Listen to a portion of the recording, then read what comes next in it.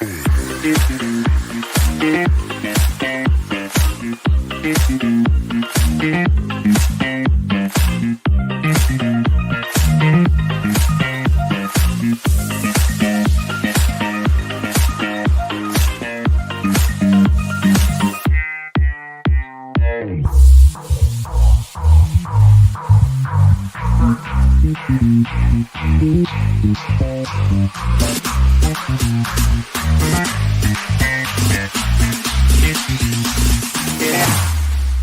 we go now.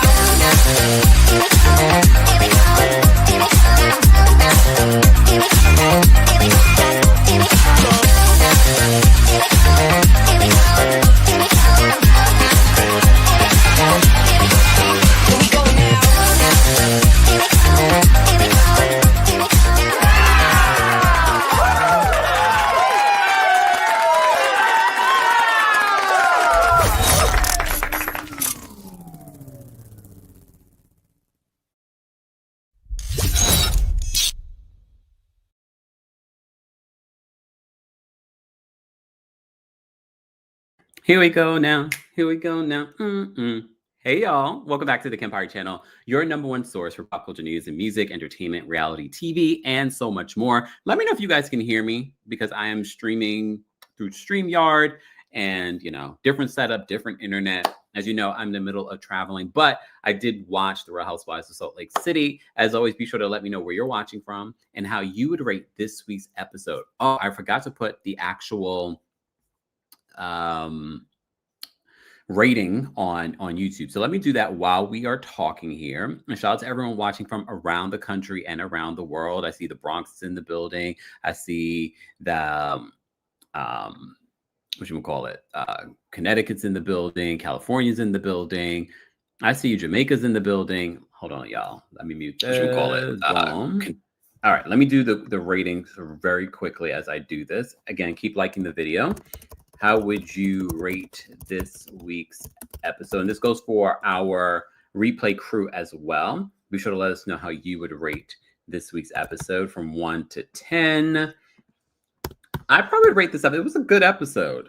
I have to say, and it's not even about Lisa and Whitney and what blew up at the lunch. For me, it was more so just the ladies doing what it was like the family stuff that they were talking about, like real stuff that they were talking about. And we got to talk about the Todd Father. The Todd Father is in this week's episode. I don't think we're going to get a lot of the Todd Father besides scenes where he's supporting Bronwyn or scenes where it's just him and Bronwyn. Todd is not here for the ish and giggles of it all when it comes to this show. And it's very clear because he's just like, everything that Lisa has done, I would be done with her. But Bronwyn understands when it comes to being on the show and being a good housewife, it's about conflict resolution. So she's just like, she knows in order for her to proceed with the show, she's going to have to at least make nice with Lisa.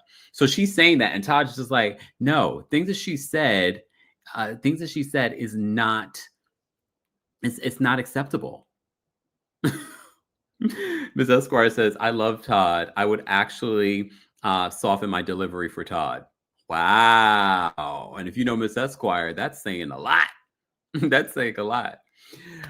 Yes, you can see a little bit of, they're doing a Miami marathon on YouTube right now because tonight is the part 1 of the reunion. And I'm already a little ticked off based off of what I saw in that trailer. I'm already a little ticked off with Andy Cohen, but I am not completely shocked. But here we are. Okay. IG says it's only the 3rd episode and I'm over Lisa and her antics. Shaking my head, never liked her, but she still didn't bother me. That's starting to change. She's annoying, especially because she's now acting like she's better than them. But I think that the way that she feels, the reason why she feels that way is because they're constantly making everything about her instead of just being like, I'm great on my own. I don't need her to have a story. But the more they talk about the lawsuits, the more I'm sort of like, I was sort of like, well, they're lawsuits. She said they were dismissed. But the more that we get into that particular lawsuit where this man says that he paid for a credit card for her, he loaned her some money, and apparently John did not know about it, allegedly. And didn't I tell you guys already, this week's episode felt like it was giving the Karen Huger iconic episode when she was talking about her husband, Ray. And she had that meeting with the group to explain to them what's happening. That's the vibe this was getting. However, although I didn't think it landed for Karen, it really didn't feel like it landed for Lisa Barlow. We could talk about that. You guys will let me know if you felt like it landed for Lisa. I felt like at the end of it, I was like, Lisa, I was almost here for this moment. At the same time, I'm like, it didn't land. It didn't prove anything. But okay. Before we get into that, you may have seen that the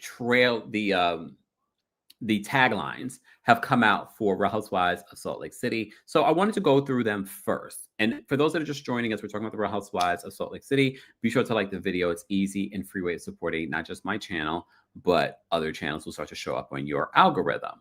So let me just go through the taglines and you guys will let me know in the chat how you would rate it from 1 to 10. I'm just going to go in the order that Bravo gives me. We'll start with Heather. Heather's tagline this season is, "My nest is almost empty and this bird is ready to soar." At first, when I heard her, and honestly, when you hear them say it versus seeing them, just reading it, it definitely lands differently. Because I have to say, listening to them read it, I was not impressed by it, the majority of them. But reading it, I'm a little bit more impressed. "My nest is almost empty and this bird is ready to soar." I don't think this is bad. Based off of reading it versus hearing it. Because when I first heard it, I was like, huh?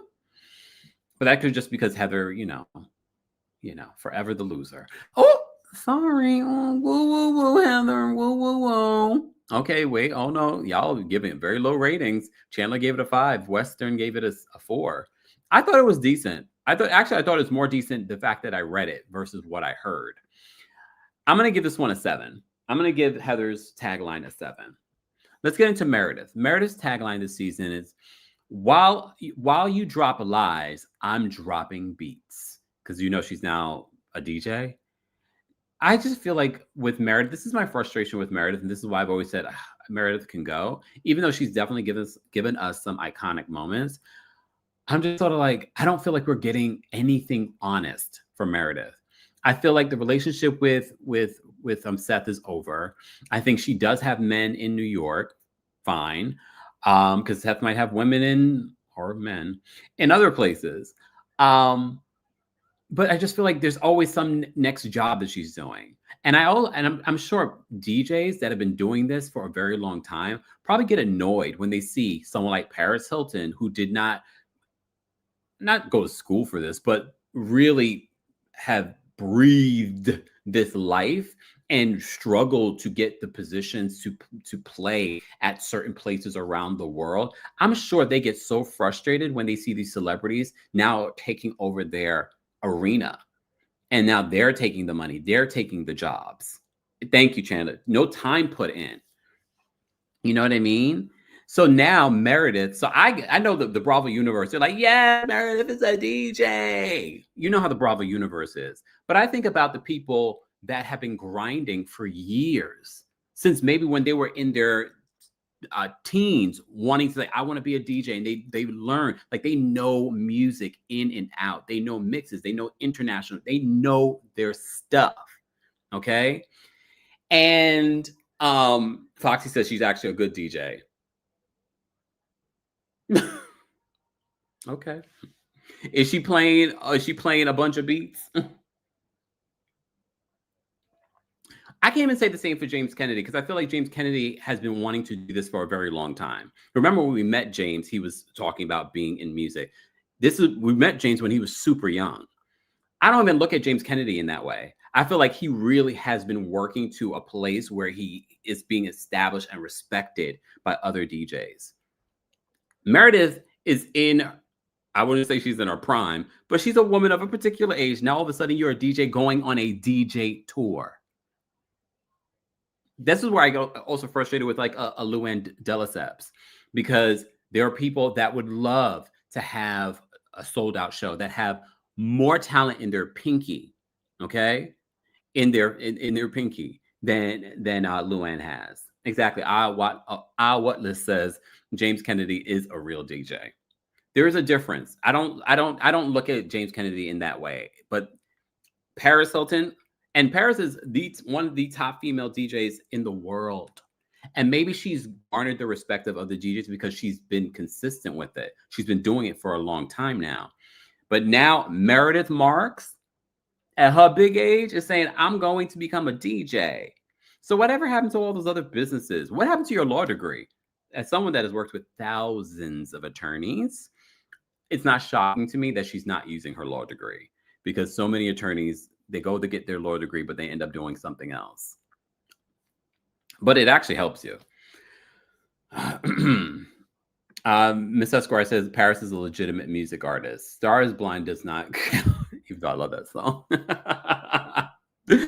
All right, let's move on. Let me actually get to my note. Oh, let me get to my to these ratings. So Meredith's tagline. Damn, we went on a whole digression.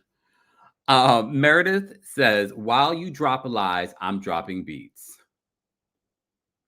Again, when she says it, it doesn't land. But when you read it, I don't mind it. I'm going to give this one a 7, too. I'm going to give this one a 7. I'm leaning more towards like a 6.5, 7. How would you guys rate Meredith's tagline? While you drop lies, I'm dropping beats in the studio. Bronwyn. Bronwyn's tagline for season 6 is, if my closet had skeletons, at least they'll be well dressed. This is clever. Again, when I heard her say it, I was like, But when I read it, it lands so different for me, because some of them just don't know how to read it in a way that's like, yes, the delivery is important. If you had to rate Bronwyn's tagline, if my closet had skeletons, at least they'd be well dressed. I like it.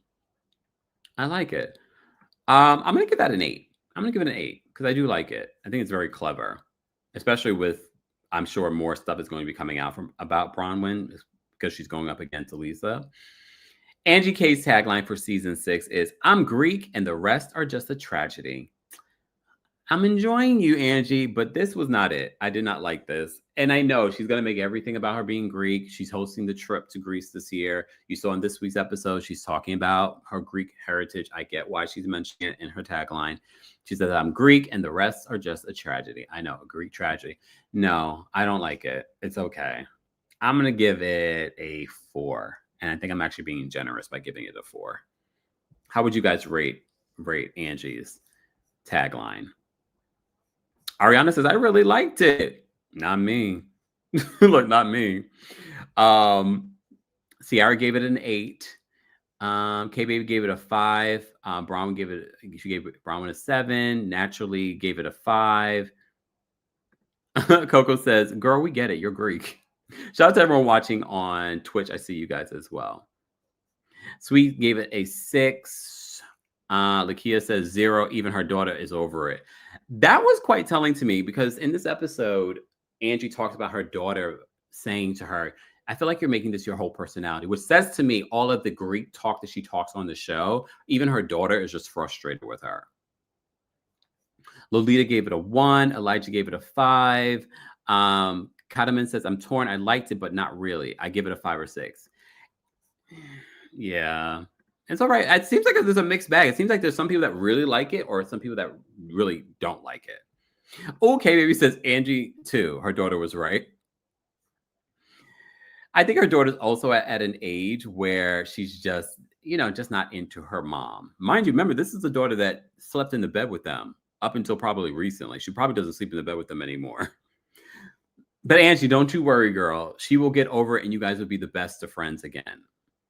We'll get to Angie's storyline in just a second. All right.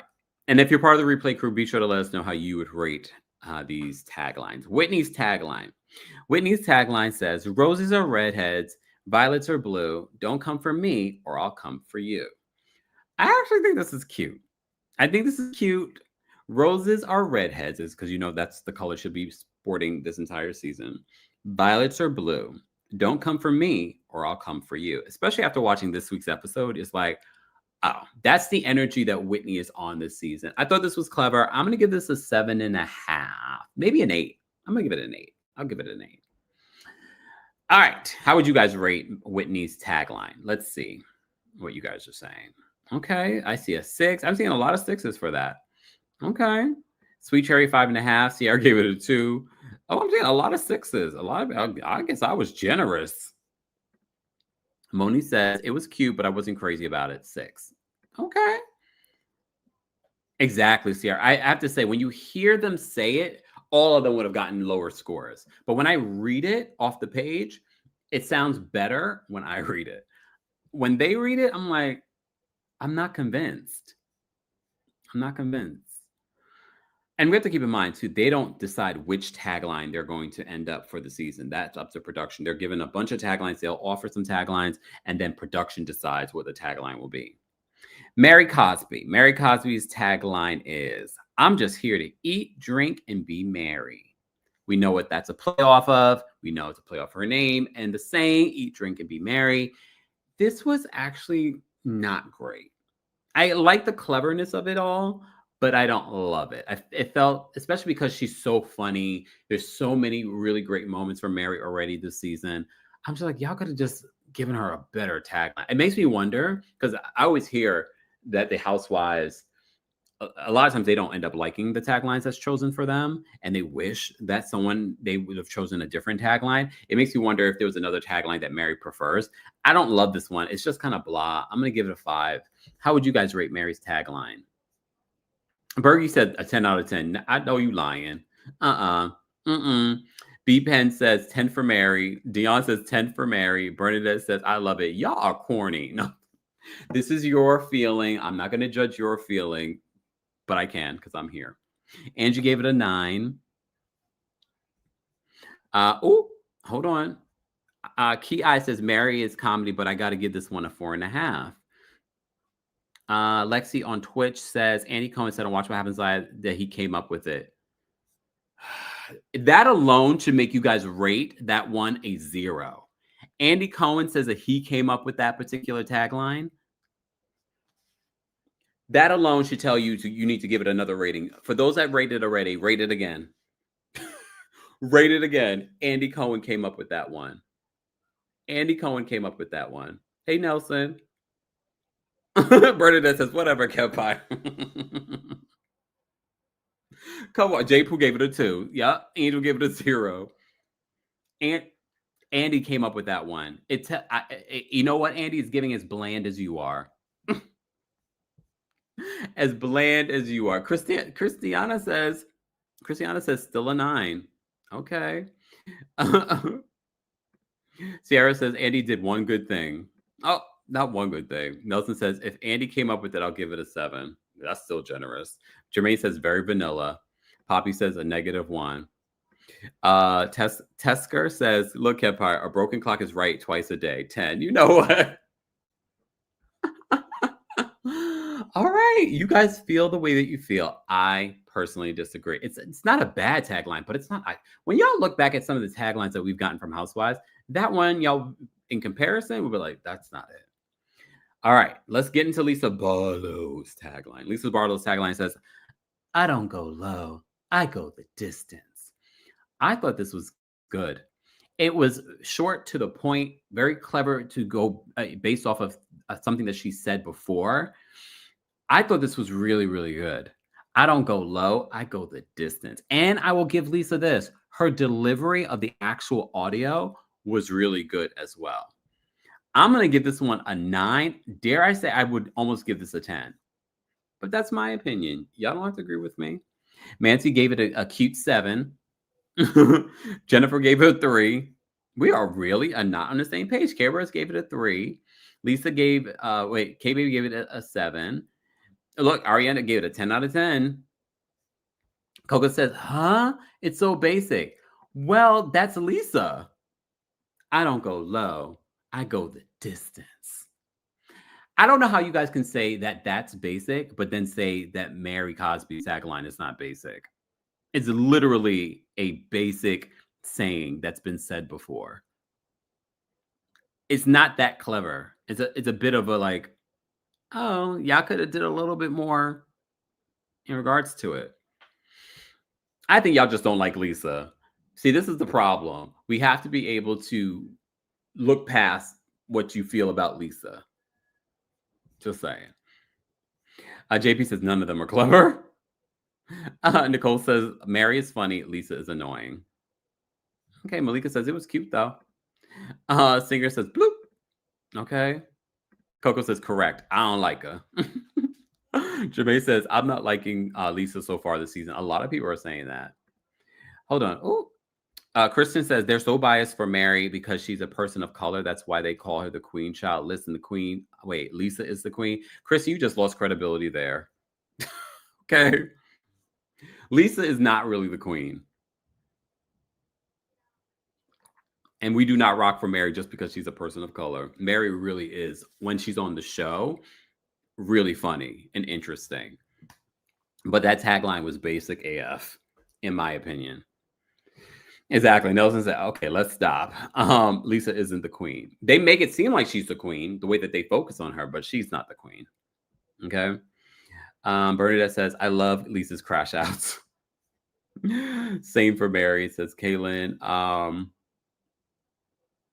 Andre said, hold on. Andre says, Mary Crosby, I don't know who that is, cannot match Lisa Barlow. Really? Okay. Exactly. Singer says, Mary is funny, and that's what I love about her, regardless of her color. Agreed. All right, guys. If you haven't already, be sure to keep liking the video. I am abroad on vacation, but I'm still doing recaps. Be sure to check out the videos and the podcast that I Did I upload the podcast? I can't remember if I uploaded the podcast, y'all. Did y'all get a new podcast for me?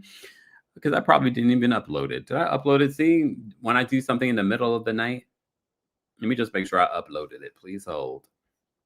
I may not have uploaded it because I did it literally late hours yesterday. Oh no, it uploaded. You guys should have gotten a new episode yesterday from me on the podcast, where I talk about some of the hot topics that I've been covering here on the channel, but you can also see the video versions of some of the hot topics, from Cardi B versus Nicki Minaj and the recent crash outs, Tamar Braxton getting ahead of the narrative, doing damage control. We talked about your Diddy update, all that you can hear on the podcast in one episode, but you can also check out some of the videos that I did here on YouTube as well. All right. Let's move on. So those were the taglines. All right. So if you're part of the replay group, be sure to let us know your thoughts and opinions on the taglines as well. Let's get into this episode. I've been talking already for 20 something minutes, and we haven't we briefly talked about the episode a little bit. But at the top of this episode, we have Lisa Barlow with her husband, John, and they're planning some sort of event where Steve Carell is going to be there, and a bunch of different famous people are going to be at this event. Part of me is sort of like, okay, is she hosting an event for her liquor brand? Because I didn't understand what she was hosting this event for. Or is she a part of someone else hosting an event and she's providing the liquor, but she's making it seem like she's hosting these celebrities? I don't know. Thank you, Coco. Coco says, by the way, the skin is skinning. Thank you. And you know, when you travel abroad, the water's different. I was peeling a little bit yesterday. I was like, oh, the water here must be horrid. But I'm still keeping up with my skincare. I still got my butter products with me.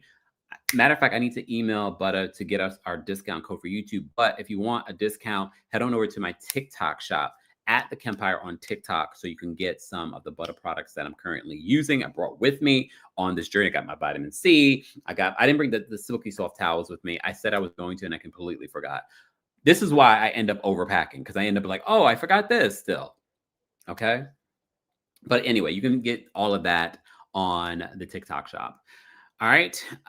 So let's get into this. I think she's a glorified influencer party planner. I mean, she really does have a liquor brand, Lisa Barlow. I just didn't understand what she was planning this for. But that's the whole narrative this season, that she's better than the other women. She's doing other, I mean, she apparently is mixing and mingling with these different celebrities. I'm just not understanding why. And it could be because she has this liquor brand. Have you guys had her tequila? Is her tequila doing that well? I'm wondering. Okay. Oh, wow. I didn't know that. Hold on. B Pen said, it wasn't on my airline. I wonder what airline that was. B Pen says that Kempire was watching someone review business class on one of the airlines, and in their amenity pack for the airlines, they had butter products. Okay, Butter. Y'all doing big things. What airline was that? I don't know. All right. Singer says she's never tried the tequila. Y'all know I don't drink. I know I've talked about it with other people before, but you just never know. I think American business to Tokyo. Oh, I haven't flown American in so long. I've not flown American Airlines in so long. Just because they're not really going to places I want to go. but now that I know they fly to Tokyo, though, that's good to know. Okay, Butter, we see you doing big things. Nelson says, I haven't found the tequila. That was one of the things a few seasons ago when she first came out, Lisa Barr, when she first came out on the show, that a lot of people saying they couldn't find the tequila. I'm not looking for tequila, so I never have, looked for her particular brand. But I don't know if her brand, Vita Tequila, I don't know if it's up there with some of the top tequilas of the world. I'm sure her being on this show has made it more popular, without a doubt. But okay, anyway, so Lisa's planning this event and she's talking about who she's inviting.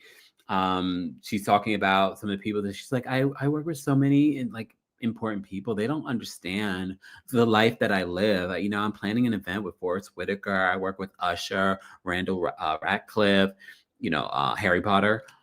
And I'm like, well, I mean, if she really is, but okay. Trish says it's always sold out, just like Meghan Markle's jams. Really? Okay.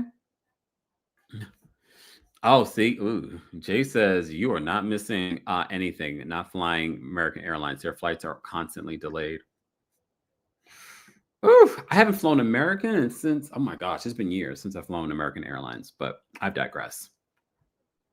But okay.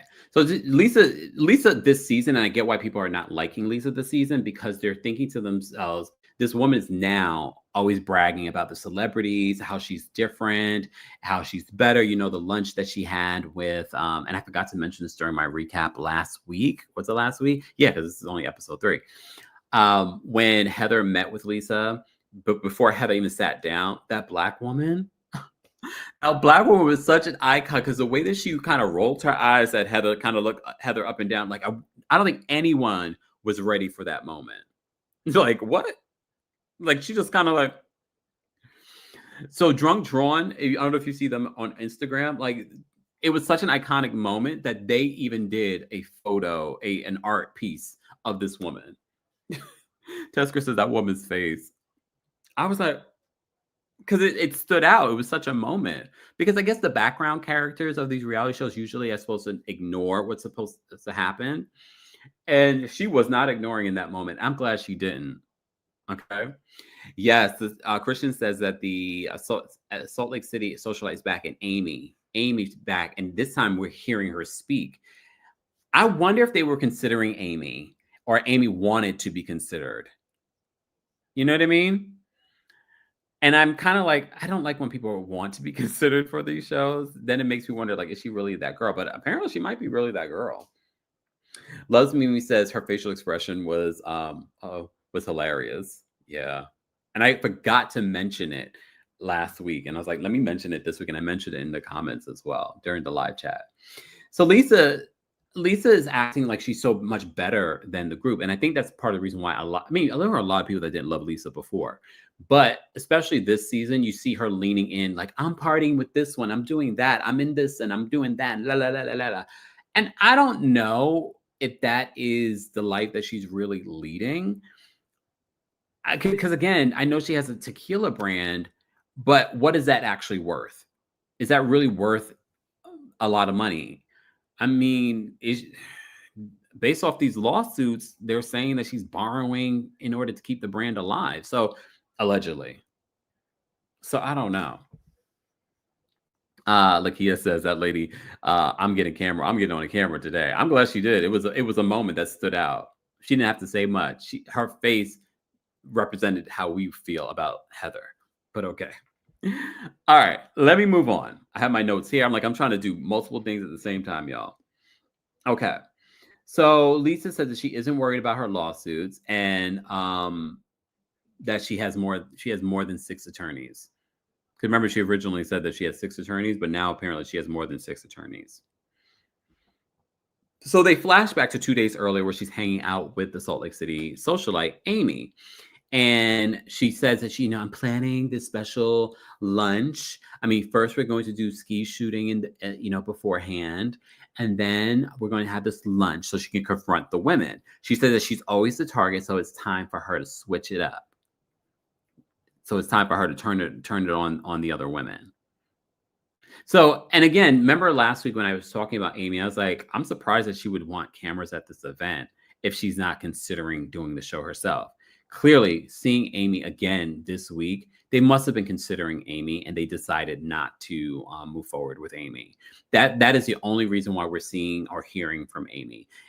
Amy, dare I say, you actually have brought more.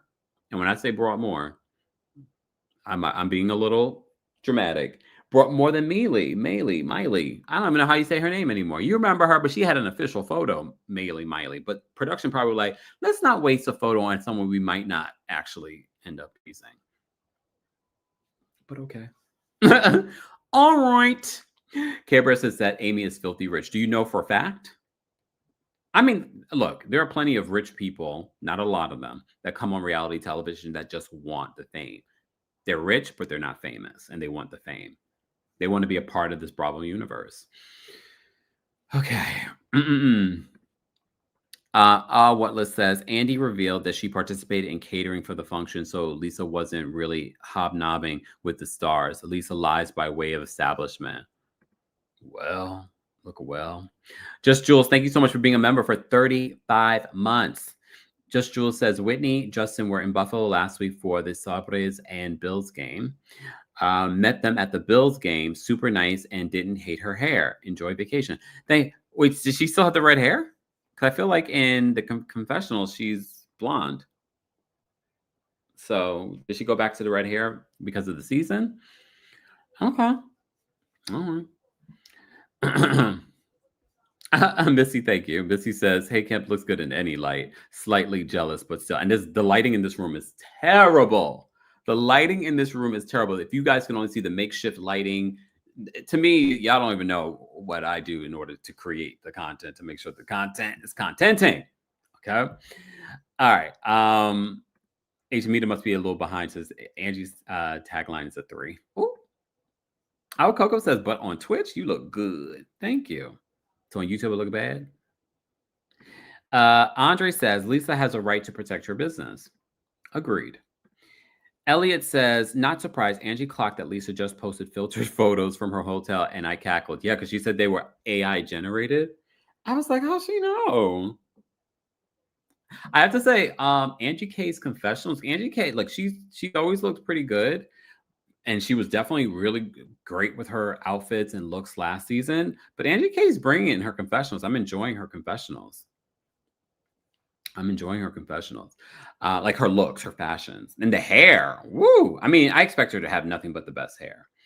All right, so let's get to the scene with Bronwyn and her lunch with the Todd father. So Bronwyn has a lunch with her Todd father, and this is where we start to unpack what's going on with Bronwyn. So apparently, Bronwyn says Todd has made a lot of changes since New York, the reunion, but she says she hasn't really made any changes. We wouldn't expect anything less because you're a Virgo, Bronwyn, and you probably think that you're perfect. Right? Did anyone expect her to make any changes? I didn't. I don't even know if I even thought that she should have made any changes. Really, it was more so the Todd father and how he spoke to her.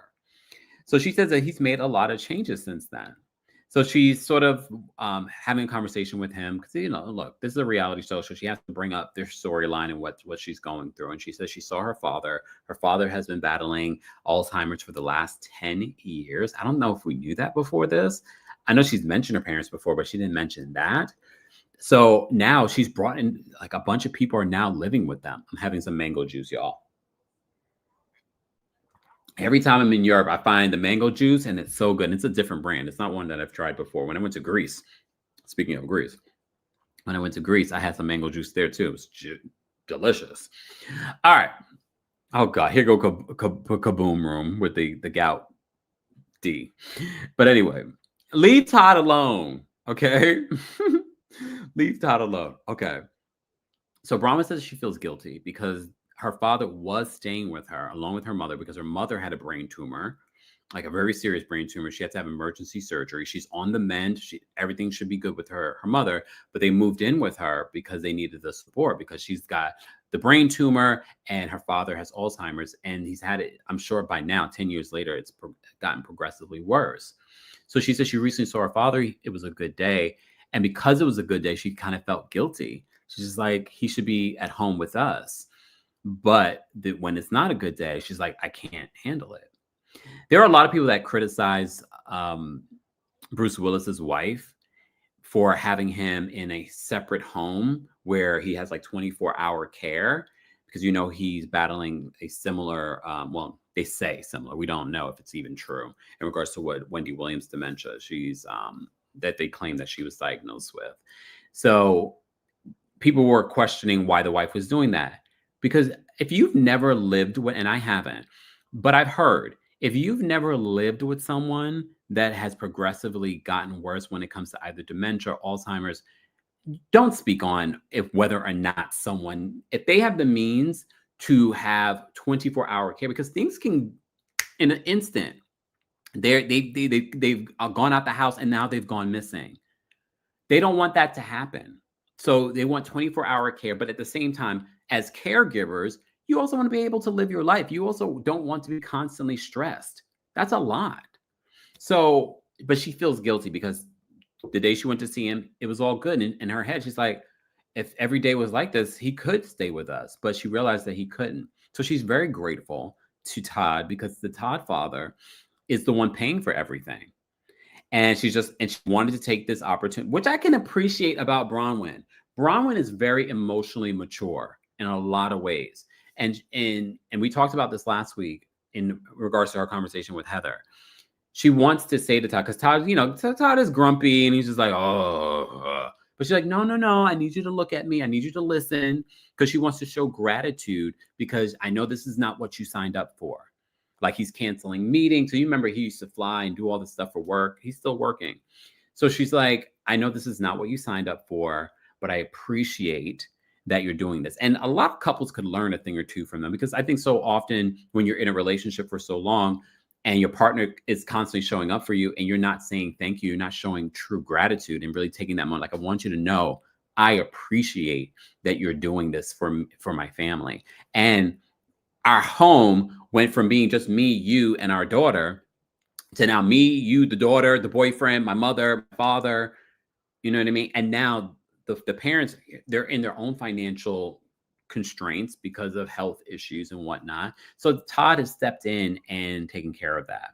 That's important to note because that comes up a little bit later when she has a conversation with her mother. So Bronwyn says that she's very grateful to Todd for that. Bronwyn did, in a separate scene, have a conversation with Meredith. And she's opening up to Meredith because, remember Meredith lost her father, and she's explaining to her what she's going through with her father. And Meredith was like, maybe you being this busy is actually very helpful with everything that you're going through. I know for Meredith, it's going to be hard for her to get close with Bronwyn, especially with everything that's going on with Lisa. It will be interesting to see if they're able to forge some sort of friendship. But again, any good housewife is able to keep that separate, be able to develop a friendship with someone on the show despite that person having an issue with someone else. However, the not so good housewives, the Fox Force flunkies, they start doing teams. And I hope that this is not the direction that this goes, but it was nice to see Bronwyn and Meredith sit down and have that conversation and find some relatability. And that is what Bronwyn got from the conversation. She was like, it seems like, we haven't known each other a long time, but it felt like we were actually connecting and getting to know each other, which leads to Bronwyn talking about her issues with Lisa. And Todd is like, everything that she's done is unforgivable. Because look, again, I've said this before, if in real life this stuff happened to us, we would be done with that person. We would not be filming or working or doing anything with these people, right? We wouldn't. We would just move forward. we would be done. We'd be on to the next page. We would not see this person ever again. However, these people have to work together. So when I hear Bronwyn, I know some people will hear Bronwyn and be like, oh my gosh, why is she always sucking up to Lisa? And it was definitely giving that energy last season. But the way that Bronwyn said it, for me, I understood that what she's talking about is not necessarily being besties with Lisa. It's like, I'm filming the show with her. I'm on this show. I have to be able to have conflict with Lisa and then move forward. But in the Todd father's brain, he's just like, she's done the unforgivable. You should be done with her. He then mentions how, because she's like, I don't, she says to him, I don't like when people don't like me. He's like, there are a bunch of people on Facebook that don't like you. And then Robert's just like, Facebook? She's like, I don't have Facebook. I don't have Facebook. And then she was like, well, no, you're talking about Instagram, even though it's owned by the same people. I don't know if you guys know that. Meta owns Facebook, they own Instagram, they own WhatsApp, and probably a bunch of other stuff. They just whatever happened to monopoly laws? Did we not have those anymore? Just saying. But okay. Mary says that Lisa's splitting the difference between the girls. Okay. B-Pen, thank you so much for the super chat. B-Pen says, my mom has dementia, and I really appreciated Bronwyn speak. I knew it. I was listening to Bronwyn talk about her father's struggles, and I'm like, there are going to be so many people that are they're going to see themselves in Bronwyn and be able to relate. B-Pen says, my mom has dementia, and I really appreciated Bronwyn speaking about the effects of this on the person and their families. The caregivers are, people don't think about the caregiver. I can't even imagine that.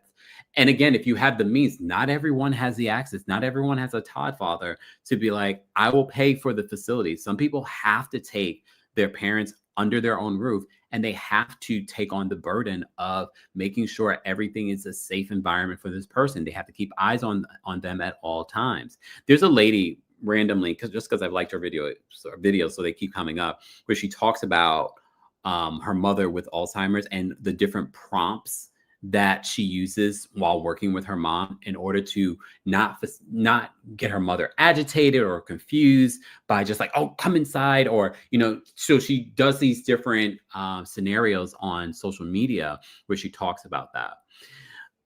Because a lot of people, that's going to be helpful for them because they can't afford to have, their mom or dad in a memory care unit like Bronwyn's able to do. RC said, thank you so much for being a member for 6 months. It said, it's only been 6 months. Laughing out loud. Todd is on point. I know, RC. It feels like you've been here forever. Yay. Let me see what you guys say. Ramel, thank you so much for being here. Ramel says, hey, Kempire, I didn't watch, but I did see clips, and basically it's the Lisa show again, and I'm not watching it anymore.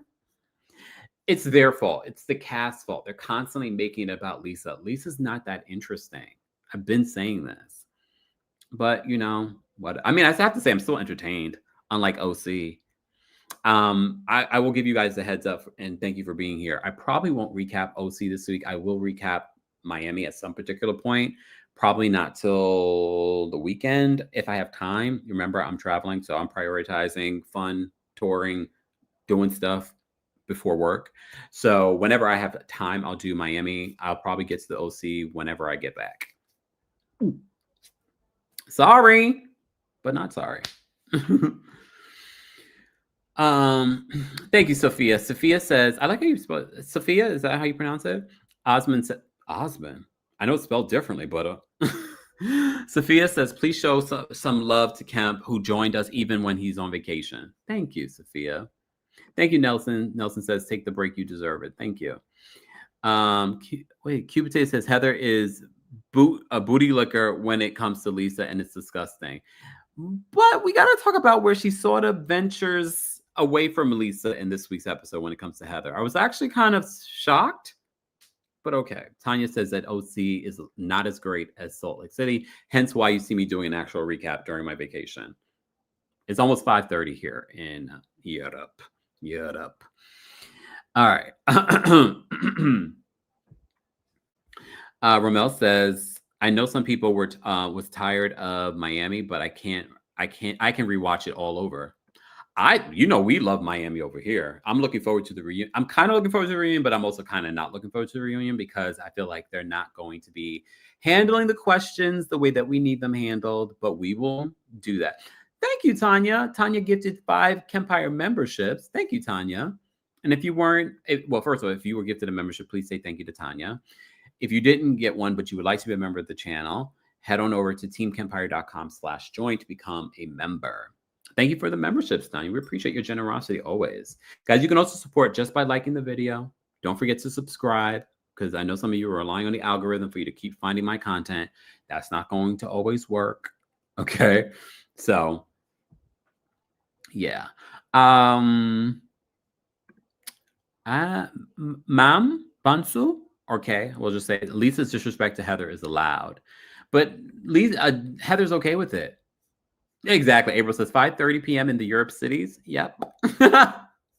Yep, April. Yep. Okay. Oh, okay. Dr. Mizzy, welcome to being a member. Again, thank you, Tanya, for the memberships. Angelique, thank you for being a member for 38 months. Can we make no more poster boards on Bravo a thing? I mean, I kind of enjoyed it, though. I kind of enjoyed it.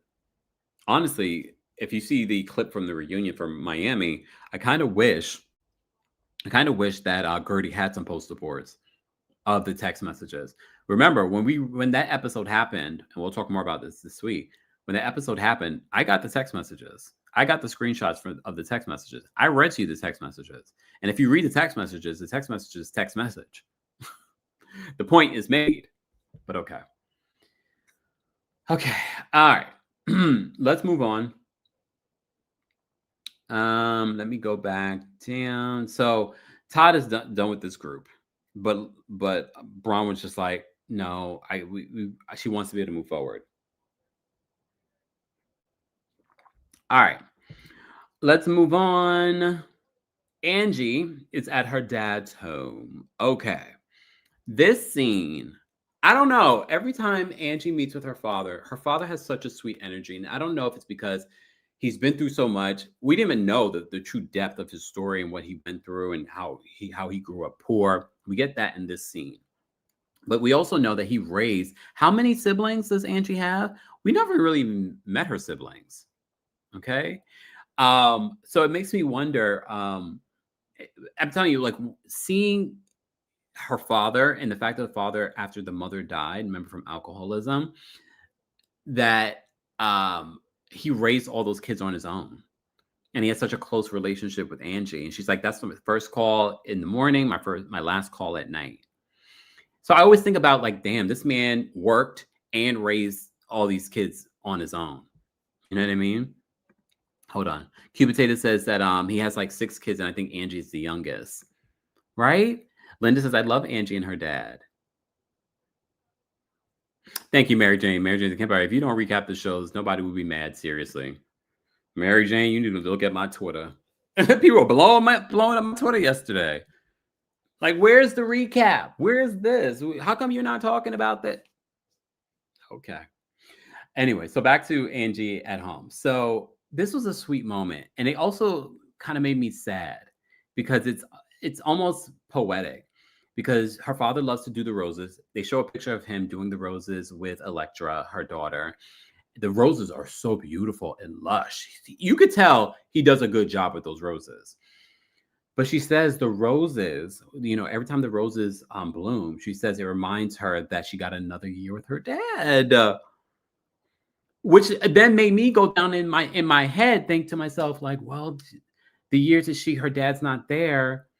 Oh, so she'll always have this connection to the roses. But she says that, every time they bloom, it's a reminder she's got another year with her dad. Whoa, whoa, whoa. I thought that was beautiful.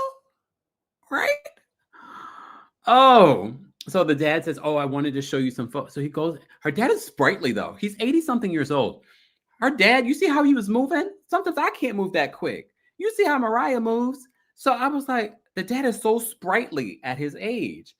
So he goes and gets the photos, and he's showing all the photos. He's making jokes. He's talking about, I'm the handsome one. He was the handsome one in the photos.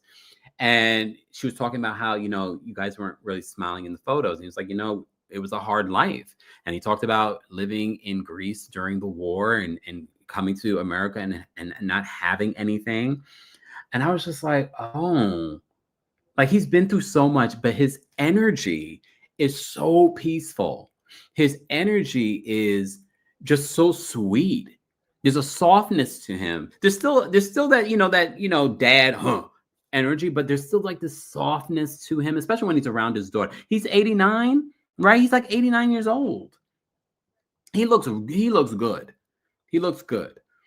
So he's like, I made you some Greek coffee. And he's like, Dad, you make the best Greek coffee. Is the mother also Greek? Yeah, I believe her mom was also Greek, right? Her mother was also Greek. So anyway, let me see. Right, Jennifer says Angie's dad is absolutely lovely and gives off a gentle soul. Okay, so I'm not the only one. All right. sorry, I didn't mean to. I'm just saying, there's a perfect example of Mariah and the father. I just, you know what I mean? T-Town says, I wish my 82-year-old mom still had her memory like Angie's dad. The scene made me misty-eyed. Thanks for recapping while vacationing, Cam. Thank you, T-Town. I know. That's what I'm saying. Like, to be 80-something years old and to be able to move and have your memory like that, that's a blessing. What says Greek coffee is strong. It is. It is strong. And you saw how he was making it. He was making it real traditional. So she's looking through the photos and they're talking about how he grew up and, that it wasn't an easy life. So the fact that he was able to make a life for himself and his children, and he had a wife that was an alcoholic, like this man is a gentle soul and a very patient soul and very blessed soul. I'm glad that he's able to live out his days now as he's older, where his kids are all grown up and now they can take care of him. You know what I mean? So let me just make sure I'm covering everything I wanted to talk about. Oh, so Angie starts talking about her connection to Greece and how her father gets so excited when he goes to Crete and how she loves going and being a part of the culture. And she feels so connected to Greece, even though she was born in the States. And she would say she wants that for Electra as well. I get it, though. I get it. I know people get tired of her always talking about her being Greek, but that's her culture. And I think for her, because of her dad, and she loves her dad so much, that makes her want to embrace it even more. I mean, it's a part of her, so why not? And also because she grew up in the States, so she probably feels, although she feels connected, she probably still feels a disconnection. Because I'll tell you this, I have 2 Jamaican parents. I am Jamaican. However, Jamaicans and other people will always make it seem, oh, you're a Yankee. And I'm thinking, like, I am only a Yankee because I was born in America. But at the end of the day, that's only because my parents were here. I probably wasn't even made technically in America. Oh no, I think I was made in America. Anyway, I've digressed. But people, Jamaicans, even my siblings will make it seem like, oh, you're a Yankee. I am only by chance born in America. I am Jamaican. I am Jamaican. See, look, Mishka says, wait, look, Mishka says, yeah, Yankee. But yeah, Mishka says, always Kemp, I hate it. So you get what I'm saying. I'm thinking to myself, like, y'all realize at the end of the day, both, it's not even like I have a Black American, African American parent. Both my parents are Jamaican, like full-blooded Jamaican. They are retired living in Jamaica. They were here, they worked, and now they live in Jamaica. All my siblings are Jamaican. I just happen to be born here. Shersha says, same camp, same. And I'm like, I know all the West Indians probably, it must be a cultural thing. I'm like, I'm only literally by circumstance American for now. Look, for now, because you know how things are going. But I'm not in America, so I can talk my mess. All right. America, are you okay? New merch is now available, guys. If you can see streaming across your screen, there's new Are You Okay merch. There's also new Villain Era Tour merch available at houseofkempire.com. That's HAUSOFKEMPIRE.com. More information will be available in the description. All right. And let me say thank you, Lisa. Thank you so much for being a member for 31 months. Linda says, I would check my mom. Okay, well, I think I know what we're talking about there. B-Pen, thank you so much for another super chat. B-Pen says the first half of the episode for me was a 10, with Bronwyn sharing her family struggles and Angie's touching moment with her dad were powerful. Right? That was my favorite part. The ending, I was like, I didn't hate it. I get it. They have these moments. But you're right. For me, the beginning was beautiful. She says Lisa's pettiness afterwards, I gave it a 3. Well, overall, I think that would come out with an average of like a 7. It's still going to work out to be like a 7 to 10, right? It's still going to be like a 7 to 10 rating. All right. So that was a really sweet scene with Angie and her dad. Bronwyn. So now this was and then this scene was a really powerful scene. So Bronwyn has a conversation with her mom back at home because her mom's living with her, but her mom just went to California because remember her parents lived in California, and she just went back to California trying to get the house settled because the father he's now in a facility, a memory care facility. So they really don't need the home anymore. So she says she's going through the things, and there are things there that they haven't even opened in 25 years, things that she doesn't know what to do with it because she can't even ask her husband, like, what do you want me to do with this stuff? So she really has a moment talking about that with Bronwyn. So they talk about the father and how he's sort of like stuck in a certain period of time. And if you've known anyone with Alzheimer's or dementia, they've talked about this. When they look at certain family members, they see them maybe from a certain period of time. So the period of time that he has Bronwyn stuck in is her college years. So you remember that's when she got pregnant out of wedlock in college. And she's like, those weren't my most proudest years. So she talked about that. They talk about how sometimes he mixes up her Bronwyn's daughter with her. And she's like, why is she not in school? And her mom is like, well, remember she graduated. And then he's mixing up the daughter with Bronwyn. Yeah. So they talk about that. And then they talk about, as they were talking about Bronwyn in her college years, Bronwyn says she couldn't, Bronwyn's mom says that Bronwyn has overcome a lot.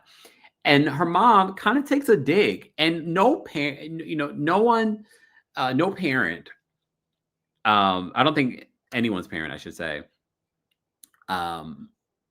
they just know how to get under your skin in a way that no one else can. You know what I mean?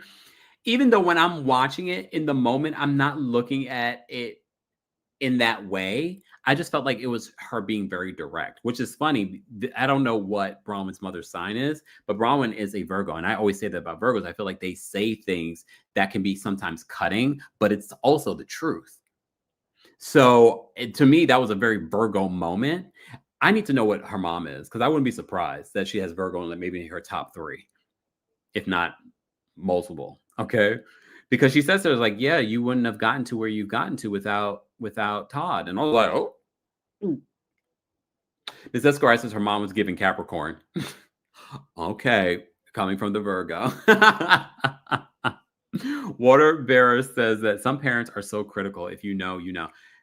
And obviously, when that comes from your parent, you're going to feel that more of a dig than maybe us watching it. It definitely felt like a dig. But at the same time, let's be honest. I kind of agreed with her. And there's nothing wrong with it. Bronwyn, you married well. And let's be honest, I think if you didn't have Todd, the situation that you're in now probably would be very different. You know what I mean? Especially if you had to be like a single mom. And I believe she was a single mom for a period of time before getting with Todd. But her life is in a much better place. But of course, Bronwyn, in this moment when her mom says it, she's like, of course, she's gonna take that dig. Her mom takes another dig, and she's just like, but this time it's at the Todd father.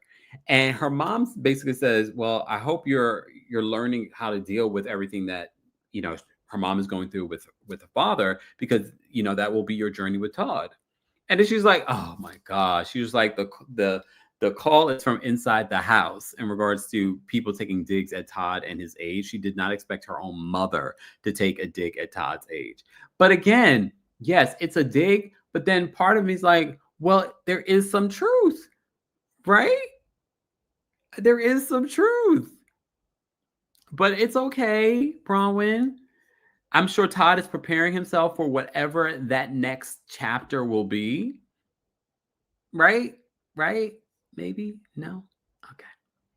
Guys, if you're just joining us, this is our weekly recap. Even when I'm on vacation, this is our weekly recap of the Real Housewives of Salt Lake City. Don't forget, you can also take us on the go by downloading the Kempire podcast. Subscribe today on Apple Podcasts and on Spotify. If you're a Club Kempire baddie, that is our Apple Podcast exclusive membership. There's a free 3-day trial. I've uploaded live from Philadelphia. You can listen to it right now as a part of being a friend to Club Kempire.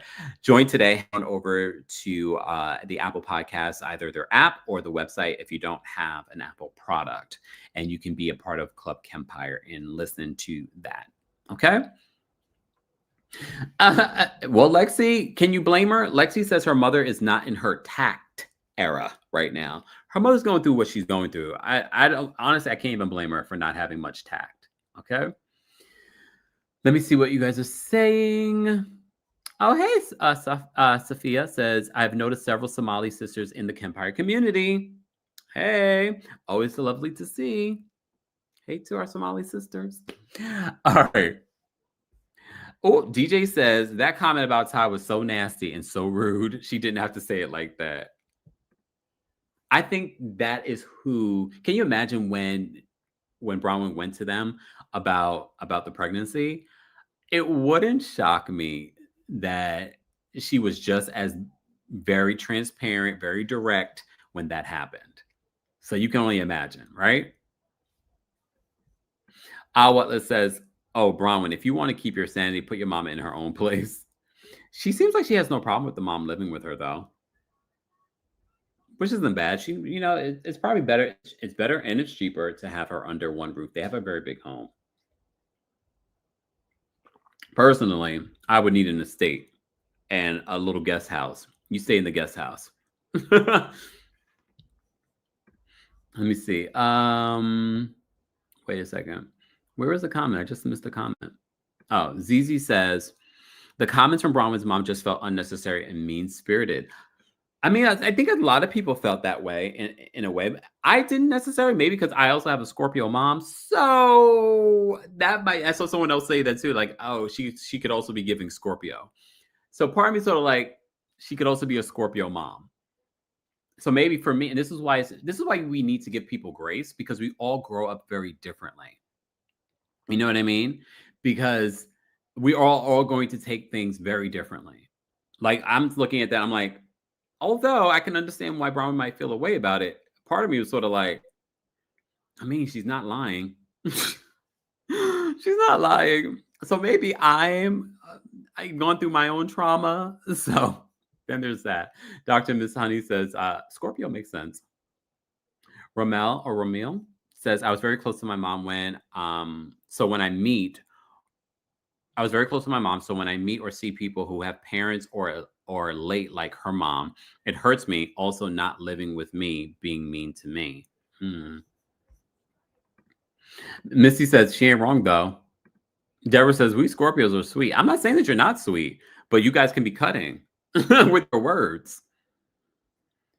Mr. Mellon Magic says this is why Bronwyn seeks validation from everyone else.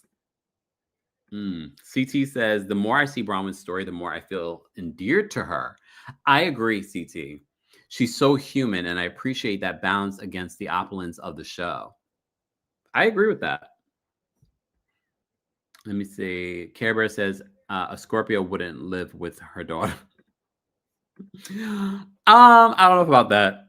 I don't know about that. Just based off of experience. All right, let's move on. Let's talk about Angie and Heather meeting at Heather's place. So Heather is in her, children leaving the nest. Her empty nest syndrome is happening. But she's okay with this. She's painting the room. She wants to add a different little color. Angie comes over. So they're catching up. And she's turning this room into her love den, I guess, or her office, whatever. So Angie updates Heather on what's going on with her daughter. She says that her daughter feels like Angie's making Grease her whole personality, which to me was sort of like, I'm not surprised that, your kids are going to tell you how they feel no matter what, if you ask for it or not. And they flash to the scene where Angie's like, I feel like you're making this your whole personality. Angie's concerned because she always wanted to be close with her daughter and she thought they'd be best friends forever. Angie, don't give up on your daughter. Your daughter is at that age where, and I forgot who said this, but they were saying that kids go through these periods and there will be a period where they do not want to be in your presence. They do not want to be around you. They don't want to hang around you, but they will eventually come back. So just ride it out. Don't give up. She's not gonna give up on her daughter. Just ride it out. She will get back to you. She will be your best friend again. But right now, because remember, this little girl used to sleep in the bed with them, a couple of seasons ago. Like overnight, she's probably like, I'm gonna sleep in my own bed. I'm gonna be in my own room and I'm locking the door. I don't have any kids. I can't even imagine that heartbreak. Foxy says that Angie needs to give her daughter some space. I mean, look, it's our kid.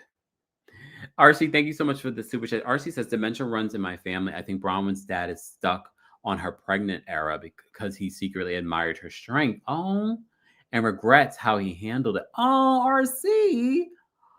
Oh, that makes a lot of sense, RC. Dementia runs in my family. I think Bronwyn's dad is stuck on her pregnant era because he secretly admired her strength and regrets how he handled it. Wow. That was beautiful, RC. I hope someone tells her that. But Bronwyn, if you're watching, because you know, sometimes the housewives secretly watch. Sometimes I secretly watch and I find out later. It's okay. Hey, Bronwyn. I feel like this is a safe space for Bronwyn. Just that. I don't feel like we come down on Bronwyn. At least not this season so far. It's only episode 3. All right. So she talks about that. Electra is being more and more independent. Angie says she wanted to be best friends with her entire life. Not happening. She's going through that era. I think Electra's probably like 13. So I'm not surprised by this. And again, it literally happens overnight with these kids. So Heather brings up Lisa and how Lisa, this was where I was sort of like, oh, so you feel a little bit differently because based off of the meeting that Heather had with Lisa, where Lisa was acting like I live a very different life, Heather relays this information to Angie K, and she said it actually hurt her feelings. Because I think in Heather's mind, because she's been trying to be a part of the Cool Girls Club, and she's been sucking up to Lisa and showing dying loyalty to her. And I feel like Heather in that moment felt like Lisa really does not accept her. So she said she actually felt hurt. I'm like, sounds about right. But in that moment, I was like, oh, so Heather, she's like, I didn't like what she had to say. And it felt like she's still trying. And part of her trying is just letting Lisa be who Lisa is. I think there's more happening there that they're not saying in regards to the dynamics of this group and why we see this alliance between Heather and Lisa. Because Lisa doesn't like Heather. Lisa doesn't respect Heather, despite Heather sucking up to her. So let's get to this event. So there are 2 separate events. There's the early event where they go ski shooting. Mary attends, Heather attends, Meredith attends, Lisa, and of course, Amy. And so they're doing the ski shooting. They're having a good old time. You see Heather still trying to suck up and be friends with Lisa. But she was like, this is because she was like, Heather was confused. She was like, so are the other girls not coming? And she's like, they're going to come to the lunch. So she's like, are we a part of the elite group? In Heather's mind, are we a part of the elite group? Oh, gosh, Heather. Gosh, what is wrong with you? And Lisa's like, well, yes, this is team A and they're team D. Okay. So that wasn't much of a scene. They're ski shooting. Some are better than others. Heather's not good. I'm actually surprised that Heather wasn't good at that because Heather is normally very sporty. I wonder if Heather did that on purpose because she's trying to be different. She's trying to be like, oh my gosh, I can't do this. Because she's the sporty one of all of them. Like she's the one who's always doing the activities. So I was actually surprised that she was the one that couldn't do it. But okay. Heather will always be a pick-me, J Poo says on Twitch. Q Potato says, when is Heather gonna get a man? Girl, a hobby of something. Why are y'all this way? Lord have mercy. Elliot says, I don't think any of them hit the ski. I think it was editing. Well, why did they make it seem like that then? I don't know. Who knows? Who knows? All right. Elliot from Orlando, why do you think that none of them hit it though? Like, was there something in the editing that made you think that? Or you just think they're not talented enough to do it? All right, let's get to this group lunch. Guys, if you're just joining us, be sure to like the video. It's an easy and free way of supporting not just my channel, but other channels as well. Be sure to follow me we're live on Twitch. We're live on Twitter, twitch.tv/TheKempire. So make sure you're following me there. Shout out to those of you watching on X. Sometimes I tweet there often about things that I don't talk about anywhere else. But I also live tweet sometimes when I'm watching, Real Housewives of any city. Okay. Well, while I'm in Europe, I've been watching Real Housewives of London. I kind of like it, y'all. I kind of like it because they're giving real luxury. And I know you guys love luxury. And I'm just like, oh, these ladies got real money. But stay tuned. Stay tuned. I'm still in the middle of watching. I started watching it, then I fell asleep. But that's what I started watching literally when I landed here. So I was still a little jet lagged. But I started watching. I was like, okay. Foxy says, I like it too. See? All right. Group lunch. Lisa, they walk into the group lunch and they have these different poster boards. It's definitely giving Karen from Real Housewives of Potomac. Mind you, Real Housewives of Potomac's new season premieres this Sunday. I will probably recap it. I can't promise you that I'll be recapping it Monday. I just can't promise you. You never know. If I have time, I'll do it. But if I don't, subsequently, I'll do it another day during the week. But I'll definitely do it next week. All right. So Lisa has these poster boards of all of her lawsuits. And all across the lawsuits, it says dismiss. But she also has poster boards of her and John on a yacht. I guess to say that she lives a different lifestyle. Her and John at the Utah Jazz game. Who was it? Was it Bronwyn? Someone pointed out, it's like, those aren't even the seats at the court side. I was like, all right. But again, I don't know who put this in her head to do these poster boards, but Lisa's whole issue here, she wants us to know she lives a different life than the other women, and that all these lawsuits that they keep bringing up, they're dismissed. Well, Mary's looking at these poster boards and she is confused. She says, why is it blurred? She's like, it's hurting my eyes. Okay, so Lisa says that even though they may have read the lawsuits, because they start asking questions, she was just like, okay, we've seen these lawsuits. They've been in the paper. So she's like, even though you guys may have read the lawsuits, you didn't pay the extra $25 to read that they were dismissed. However, we find out that not all of them are dismissed. The one where the guy's talking about giving her an Amex card and loaning her money, that one isn't. Jennifer's stunting gone wrong. I don't feel like the receipts that these poster boards landed. I don't know if they were supposed to land or they were just to be theatrical and dramatic. Who knows? Who knows? All right. So she says that these lawsuits have been dismissed, but Angie brings up all the rumors about the man paying for everything in regards to it. Lisa's response is like a deer in headlights. Like, she doesn't give you a lot, but her body language changes when that lawsuit comes up. Because people speculated, was this a lover? It seems like her and John, whatever issues they've had, they're a united front on this. Okay. So Andrew brings up all of that. Bronwyn says that there is a difference between you, because Lisa keeps going back. She's like, you guys keep bringing up the lawsuits, but I brought these here so you guys can see it's dismissed. It's dismissed. We deny. These are allegations. These are not real. Just because anyone can sue you, anyone can, bring up allegations. So this is what she constantly is saying to them. But for me, I don't know about anyone else. They were making sense and Lisa wasn't.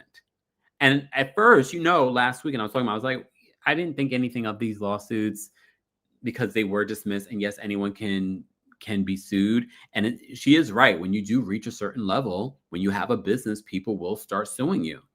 So to me, I wasn't that moved. But the way that they were pressing her about it and the way she was reacting said to me, I was like, Lisa, there might be a little bit more to this than meets the eye. Did anyone else, like, my whole opinion on the lawsuits now have been like, okay, maybe these other lawsuits were dismissed, but that one particular lawsuit, I'm like, So then Bronwyn and Lisa get into it. Okay. So Lisa says she only brought this up because Bronwyn got caught lying in regards to the $4 million necklace. Excuse me. So they're going back and forth arguing about who's bringing up whose business and that kind of thing. And Bronwyn says that you're still attacking me on social media. Okay. Let me see. There's a lot of yelling back and forth, but it's interesting because it's really just Lisa defending herself against everyone else. But wait. So Lisa says that Andy is trying to be Jen Shaw. And well, before this, Angie says that, Lisa's always talking about other people's businesses and things like that. And it's like, well, you're trying to be Jen Shaw. She's doing that because Angie associated Jen Shaw to Lisa. And she's like, how am I trying to be Jen Shaw? She's like, you go to her hairdresser. And she's like, I do not go to her hairdresser. You go to her brow girl. You go to her eyelash girl. Then Brittany, because you remember they flash back and they show where the brow girl told her tea about Brittany and her on again, off again relationship with Jared. So she's like, is this the same brow girl? At first, I completely forgot that Brittany was there. Sorry, Brittany. We usually enjoy you. But I almost forgot that she was even there. Okay. So she's like, is this the same brow? She's like, wait, is this the same brow girl? No one, we never get to the bottom of that. I'm sure it's the same brow girl because literally Angie said, I've been going to this lady for years. So I guess look, it's Salt Lake City. I wouldn't be shocked that they share different services, same people. Okay. Nicole says Brittany seemed even uncomfortable. So the poor waitress comes over. She's like, excuse me, are you guys ready to order? Amy has to stand up. She's like, guys, we need to order. But Lisa's still going off. And you're like, guys, can we at least get something to eat? So they're placing their order, but people are still arguing. Whitney says, like, Lisa, what do you expect from us? These lawsuits are in the paper. These lawsuits are on social media. People are tagging us in these lawsuits. Okay.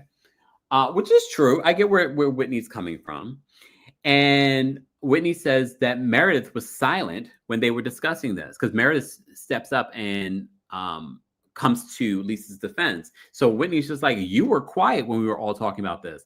But I have to say, I'm Team Meredith on this one because they even showed the receipt. And remember, I told you when we recapped it in episode 1, I was like, Meredith kind of had Lisa's back. I didn't feel like Meredith was mute. Meredith was like, well, Lisa's not here, so we shouldn't talk about it. But she did defend Lisa. She's like, well, these lawsuits, most of them have been dismissed. And she said something else. And she also defended against Andrew associating the Jen Shaw of it all. So I didn't feel like Meredith did not have Lisa's back. I think Heather misconstrued that information. And I feel like the rest of the group, even Mary, looked at Meredith like, you did not have her back. And I was like, and again, when you're in the moment, maybe that's the way that you really felt. But when we watched it, I felt like she did have Lisa's back. Foxy says Meredith did have Lisa's back. And the edit shows that she had her back. She basically said, I don't want to discuss this. Lisa, in this moment, because you remember when Lisa was with Heather, she made it seem like, oh, she was so hurt that Meredith didn't have my back. But she tells Meredith in this moment, I believe you. I believe you. And Meredith would be proven right. Look, Meredith would be proven right. Hey, Vicky. Vicky's watching on Twitch. Shout out to everyone watching on Twitch. We see you guys. Kaboom says Meredith didn't say much, though. But what she said, I understood why she didn't say much. She's like, Lisa's not here. Let's not talk about this. What else would you say after that? Because if you start engaging in the conversation, because she likes to disengage, if you start engaging in the conversation, it's just going to stir up more conversation. So I completely understood where Meredith was coming from. Latasha says that she said something, she just wasn't adamant about it. I'm Team Meredith on this one. Look, RC says Meredith definitely defended Lisa. Heather misled Lisa to make it look like she was the only one to have her back. Brittany defended Lisa too. We talked about that too. Heather never mentioned that Brittany really had Lisa's back more than Heather did. If we're going to be honest, more than Heather did. Kaboom says the Sages will unite. I think they have already. I think you're going to see that they're not letting people come between them this season. And that's literally what Meredith says in this moment. They're all trying to come between us. I thought it was interesting because Mary did an interview, I guess when she was in New York for Watch What Happens Live, she was doing multiple interviews. And she was talking about Meredith. And she was like, Meredith is boring. Angie is fun. But like when she just wants boring, she'll hang out with Meredith. I was like, I don't even think Mary realizes that she's being rude towards Meredith. But they are good. They're in a good place. I don't know how long they'll be in a good place, but they're in a good place. I never thought they were that close, though. But that's my opinion. That's my opinion. So, so there's the back and forth between Bronwyn and Lisa. Then there's a back and forth between Angie and Lisa. Whitney then gets involved. Whitney, so Whitney says that Meredith was silent. Everyone says that Meredith was silent, including Mary Cosby. Lisa and Whitney get back into it because Lisa says that, oh, your businesses are being dragged on TikTok. And I will say this, Whitney had a point. She's like, TikTok is not a lawsuit. And that there is a stark difference between the two. And I was like, bomb drop. Bomb drop. I have to agree with Whitney. For those that are new here, this is me twerking on a fence. I see a bunch of different people's points. This is why when you're not team anyone, you can talk about everything and everyone, when they're right, when they're wrong. Because, you know, I've never been a huge fan of Whitney. I've never been a huge fan of Meredith. I've never been a huge fan of Lisa. But when I feel like they're right, I'll say that they're right. Lakia, can we talk about Lakia says, Kemp, I thought Whitney was going to knock her out the chair. I did not like the fact that Whitney got up and got in Lisa's face, though, because it starts getting explosive because Whitney stands up and she's just like in her Lisa's face, and she's pointing and she's like, and Meredith did not have your back, and we all were talking about it, blah blah blah blah blah blah blah blah blah blah blah blah blah. And she's like, you're a woman in business. Why don't you respect other women in businesses? Because she's talking about her business and what's going on there. I just feel like what exactly went down with Whitney's business? She's already talked about it failing, but why did it fail?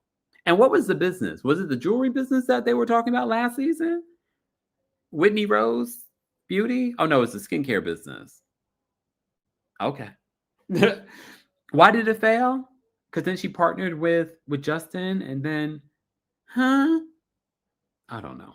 I don't know what went down. I still don't have a full clarification what happened exactly with her business. And apparently there were some people on TikTok talking about her business and dogging her out, but she hasn't been sued, she says, like Lisa. Amit says the MLM failed, the multi-level marketing business. That's what they were accusing her business of being. DJ says Iris and Bo. That was the original name of her Whitney Rose Beauty business, right? Yeah. So Whitney gets up and then she gets in Lisa's face and then she grabs Lisa's arm. This is where I'm like, okay, she needs to sit down. She needs to stop. Mary Cobb's like, Whitney, sit down. This is where things can lead to a place that we don't want this show to turn into. So I don't like the fact that Whitney got up and then actually grabbed Lisa's arm, because let's be honest. And now if Lisa pushes her down or slaps her, are we going to be mad? You're grabbing Lisa's arm. I mean, I'm glad Lisa didn't do that, but all of that, I was like, okay, I get where you're coming from Whitney. You have valid points, but sit down. Let's not get in each other's face, especially when you're grabbing people. Jennifer says Whitney Rose didn't need to get up in Lisa's face. In my opinion, keep your hands to yourself always. That stood out to me. DJ says Whitney getting physical was out of line. I agree. Zantalk, I thought Lisa grabbed Whitney. No, go back and watch. She had her by the arm. Well, first of all, Lisa would not be able to touch Whitney if Whitney did not get up out of her seat and get in her face. First of all, Missy says Lisa's a better woman than me. I would have lashed out. I appreciate the fact she didn't. Nicole says, I appreciate that Whitney walked away. Her neck was red. I mean, after the fact, she does end up walking away. That's how this week's episode of The Real Housewives of Salt Lake City ends. This blow up between Whitney Rose and Lisa again. They have never liked each other. Was there ever a time that they liked each other? I don't think so. Yeah, I don't think so. All right, before we get to some of your comments, guys, keep liking the video if you haven't already. Maz, can you let me know how many likes we have and how many likes we should get to before I drop the call link for the general audience? But if you are a member of the channel, I'm going to drop the call link on the community tab, post tab, whatever you want to call it. All members, I'll be dropping the call link for right now. We're talking about the Real Housewives of Salt Lake City. While I'm away, I need to have dinner after this. I am definitely hungry. It's the evening time here in Europe. It's still a little light out. It's still a little light out. Okay, as light as it could be. You know, this part of Europe is a little foggy. Excuse me, y'all. The throat, because I've been talking so much. I'm not used to talking like this. It's been a few days. I've been talking for almost an hour and a half. April says, "What? We can call you all the way in Europe? Well, only through here." Wait, how many, Fox, are you saying that we should get to 820 likes, or do we have 820 likes? That'd be fantastic if we had 820 likes already. Let me know. Made up Disease says, season 2 and part of season 3, Whitney were friends. They fell out at the end of season 3. I figured, I knew there was a moment where they got along, but it was like short-lived. I don't think they were ever truly close though. Oh wait, hold on. Miss Melon Magic, no. Mind your business. Foxy says, sorry, I was wrong. We are at 400 likes soon. Okay.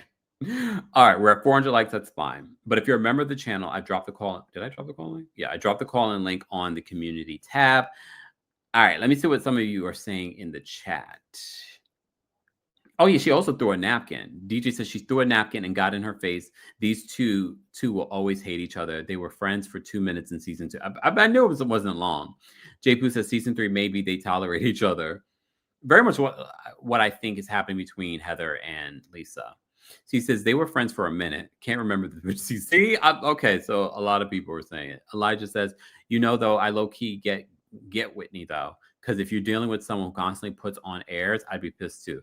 I definitely understand where her frustration is coming from, but we have to also remember this is a work environment. You can scream all you want, but getting in people's face and touching people and she grabbed her arm is not acceptable. Coco says that Whitney is letting Lisa win because she gets too triggered by her. Or maybe she's triggered by the business coming up. Like, what happened with that business? Whitney is Mormon perfection personified. Heather is the Mormon wife dream deferred. The show needs them both. Ma'am says Whitney was right and wrong at the same time. I can't stand Lisa, but she has a right to defend her business. Whitney should have been quiet about businesses, but she got triggered. She did. Whitney definitely crashed out in that moment. Let me see. I'm just there were comments that I wanted to read. And Meat says, Lisa only called her redhead, never redneck. Well, yeah, she heard redneck, but Lisa called her redhead. Also, how does Wendy feel about the redhead being an insult? Probably because the reason why she did it, we talked about this last week, the reason why she dyed her hair red because her daughter was being bullied. So that might be, that's probably why she seemed a little hurt by that conversation too. DJ says that I think Whitney's business guy exposes an MLM on TikTok so people stop buying from it, which subsequently made the business go out of business. Maybe. I agree, Missy. This is what I've been saying it from last week based off the preview we saw last week, that Lisa's event was definitely giving Karen Huger Huger's lunch that she did. It wasn't even a lunch that Karen Huger did. Rest in peace, Matt, because remember, Matt was also at this event as well.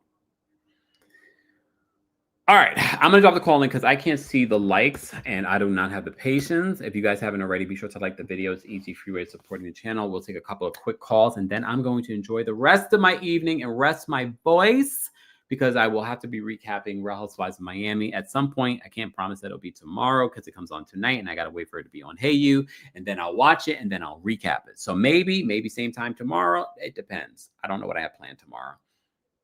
I don't know what I have planned. Oh, we're at 415 likes. Okay. Thank you. I'm drinking my mango juice. This is not a hottie toddy or anything like that.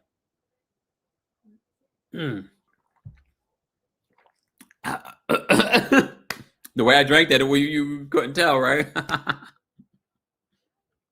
No, it just burned when it went down a little bit. That's because I've been talking so much. Thank you, Mr. Melon Magic. What else are people saying? Over 400 likes. Thank you so much, Foxy. Shout out to our King's Guards, guys. Don't forget to show them some love and support. Thank you, Benna. Benna says Miami will only be available from tomorrow morning over here in Europe anyways. Thank you. So that's when I will get to it because that's when I'll be able to watch it. So, which is okay. Let me see. Mishka says, you sure that's not a cocky camp? It's not. It's not.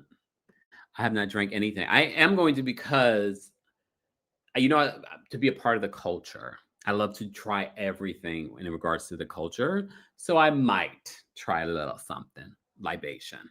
Okay. I might. Just to try. When I say that, I'm literally going to maybe take a sip. Thank you, Vicky. Vicky says, I just went to YouTube and liked the video. Thank you. Jennifer said, mangoes are $5 right now in America. Stop teasing me. Are they $5 in America right now? Look.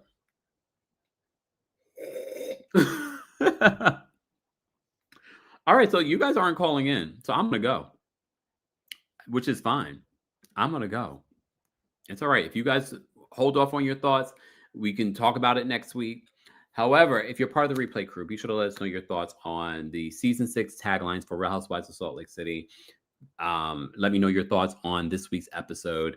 I know I only gave you like an hour's notice of this, but look, I'm traveling. So I can't get everything. I did not, Nicole, watch Mariah on Watch What Happens Live. I've seen clips. So I'll probably just catch up on the clips. Oh, wait, Elijah's backstage. Again, we'll bring Elijah up and also give people an opportunity to, if they do want to call in, talk about Housewives of Salt Lake City. Remember, the opinions of the callers do not represent the opinions of myself, TheKempire LLC, or our sponsors, and everything that they say is alleged. Okay.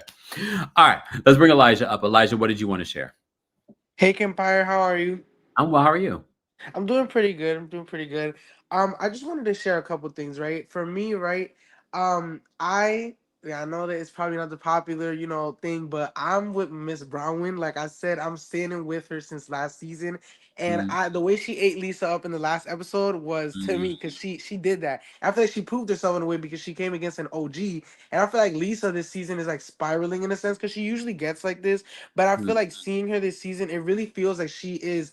There's something off, I feel like, and I also because they usually do come for her, so I'm like kind of confused why she's getting so flustered over the situation, especially because to me that gives me the idea that these allegations might actually be true, and she's very afraid of them coming out. You know what I'm saying? And they might point to her and John's inconsistencies in their marriage that they've been trying to act like they don't have.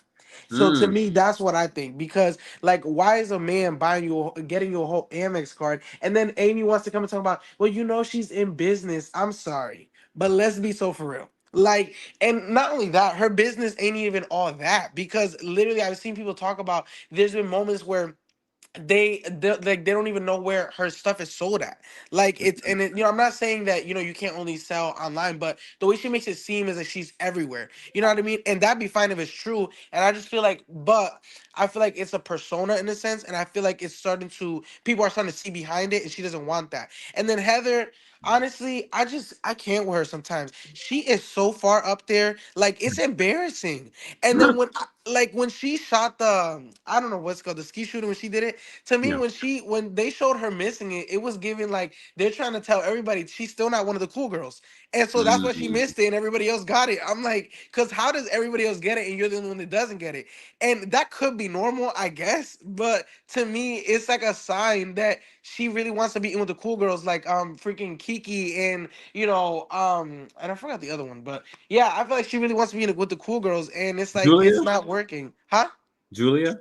Yeah, oh, please don't even mention. I shouldn't even have mentioned her name. I like don't say her name 3 times because that like scares me. But yeah, so even I'm excited to see her tonight to see how she's gonna defend herself. But anyway, yeah. So I Mm, just think that I just can't really with Heather because it feels sometimes she plays both sides of the fence and she doesn't stand on business. You know what I'm saying? mm, And I could see how it could come across like this season the girls are coming at Lisa, but to me I kind of understood Whitney's frustration though because I feel like if I'm going through turmoil, right, which that's my problem, right? yeah. But if there's someone else in the group that's also facing something and they want to act like, their stuff don't stink, it's kind of like, okay, like let's call it out. And I feel like that's where Whitney's coming from this time. And I Mm, can kind of agree with that and see that. And same for Bronwyn. I feel like she getting her lick back from being called out last season. And not only that, Lisa brought up situations with her daughter and with the grandparents and all that. She was involved in that too. And I think Bronwyn hasn't forgotten that, plus the whole diamond necklace situation. So I mm. feel like she's getting her lick back, and I'm here for it. Look, speaking of Julia, you see her Oh behind me? no, please don't scare me like that. All right. Thank you, Elijah, for calling in. All right. Let's bring up Anthony next. Anthony, what did you want to share about the Real Housewives of Salt Lake City? Hey everyone, Anthony from Los Angeles, California. How are you, Kempire? I'm well. How are you? Good, good. So I'm gonna give this episode a 9 out of 10. I actually thought it was entertaining, even though at least, so 3 points, Lisa, Amy, and Peacock. Lisa, this lunch was a bust for me just because, yes, she explained everything she said it was dismissed, but where's the explanation behind it? Why Mm, was it dismissed? Was it from your side or the other people's side?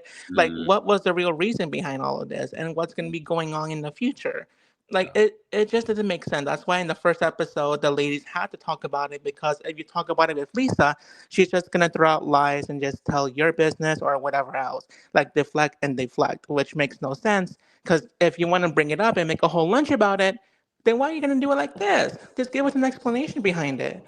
Yeah. And then for Amy, Amy's a socialite, but I thought she would be someone that we would know, like Tinsley Mortimer from New York. But Amy's a Utah socialite, so I don't know if she wants to dip her toes in the reality TV world or just Mm. want to get a little 5 minutes of fame. But Amy's all right. I just want to see what the rest of the season holds. And then lastly, Peacock, stop putting Watch What Happens live. Are they It's still doing literally that? yes. I had to literally look at the credits and be like, cancel it. I'm not watching that. I'm not giving a second of my time to this show. It's confusing. That's not the Well, next episode. he just signed a new contract. They're trying to make those ratings do something. Finally. Oh my god, I gotta watch out for it. I had to hit cancel. It's no, I'm not gonna have it. But that's all I have to say. Thank you so much, Kempire. Thanks, Anthony. Bye.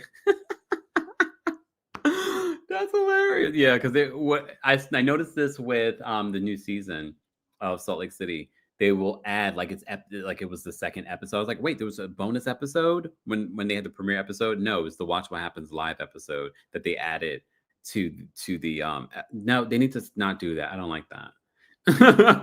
I don't like when they do that. Robert, thank you so much for the super chat, and thank you for everyone that sent in super chats, cash apps, Venmos, PayPal's, all of that is fantastic. We appreciate the support because, as you know, when I'm traveling, that means I ain't making money, so I appreciate it. But for those that are watching this, you can also help easily by liking the video, sharing the video, and watching the video. So thank you so much for that. Robert says, Lisa Barlow said this. They're dismissed because they're none of your effing business. Then why did you invite her? These are the moments where you're like, Lisa Barlow is ridiculous, but a perfect housewife. Okay.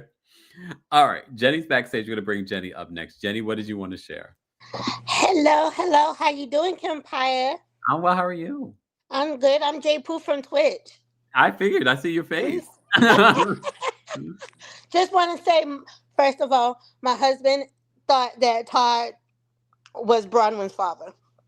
So that's first of all. What did he Second say? of Like, all, why is that her daddy did? yeah, he was like, "Oh, since when they do daddy, daughter, things." He's like, "This is, I was like, "Baby, that's that." He said, "Oh, I'm gonna go." He didn't He said, realize "I'm he gonna just. go back and mind my business." Then I was like, He said he didn't even realize he just called her a gout D sucker. He basically that's what he said. "Oh, I told him about that from last week." I said, "You missed it." Like,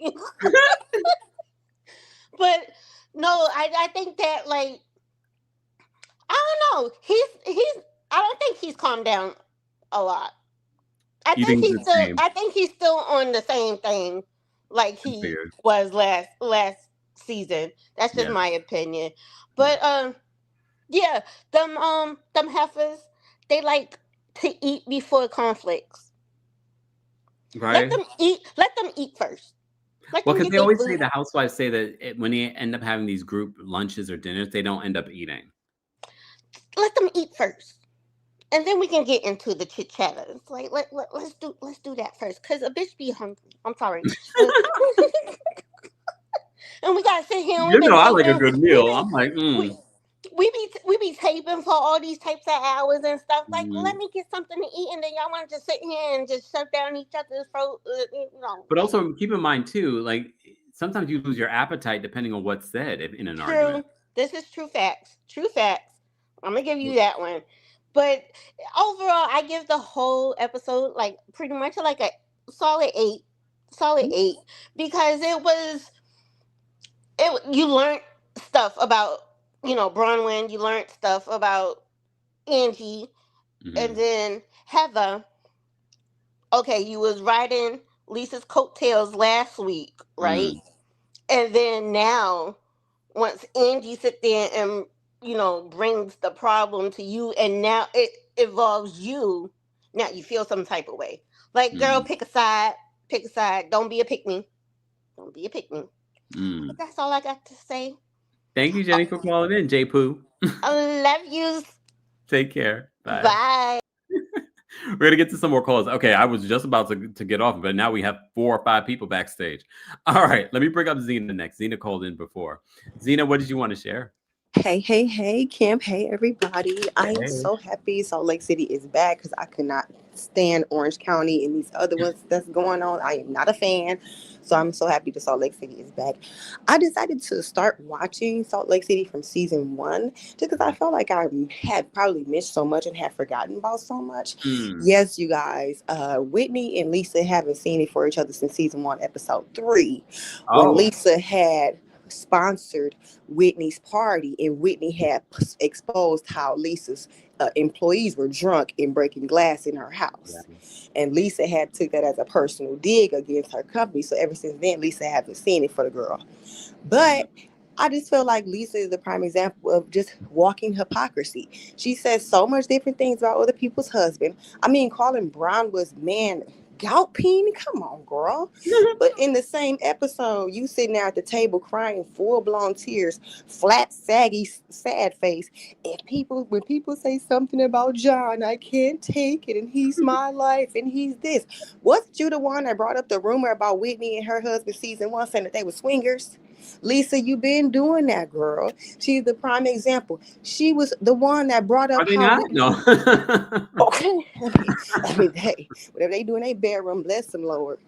But she was the one that brought up last year how Whitney's company was failing. Whitney hadn't said anything about none of Lisa's business. Lisa, you do stuff to people, but you don't want people to do stuff back to you. And I'm sorry, but somebody got to tell her to slow down on that fast food because it's catching up with that skin, boo. You need to drink a little bit more water and sub out them Taco Bells with some fruit, Lisa. All the money in the world if you don't eat good, and we all know this too. If your spirit ain't right, it catches up to you physically too, Lisa.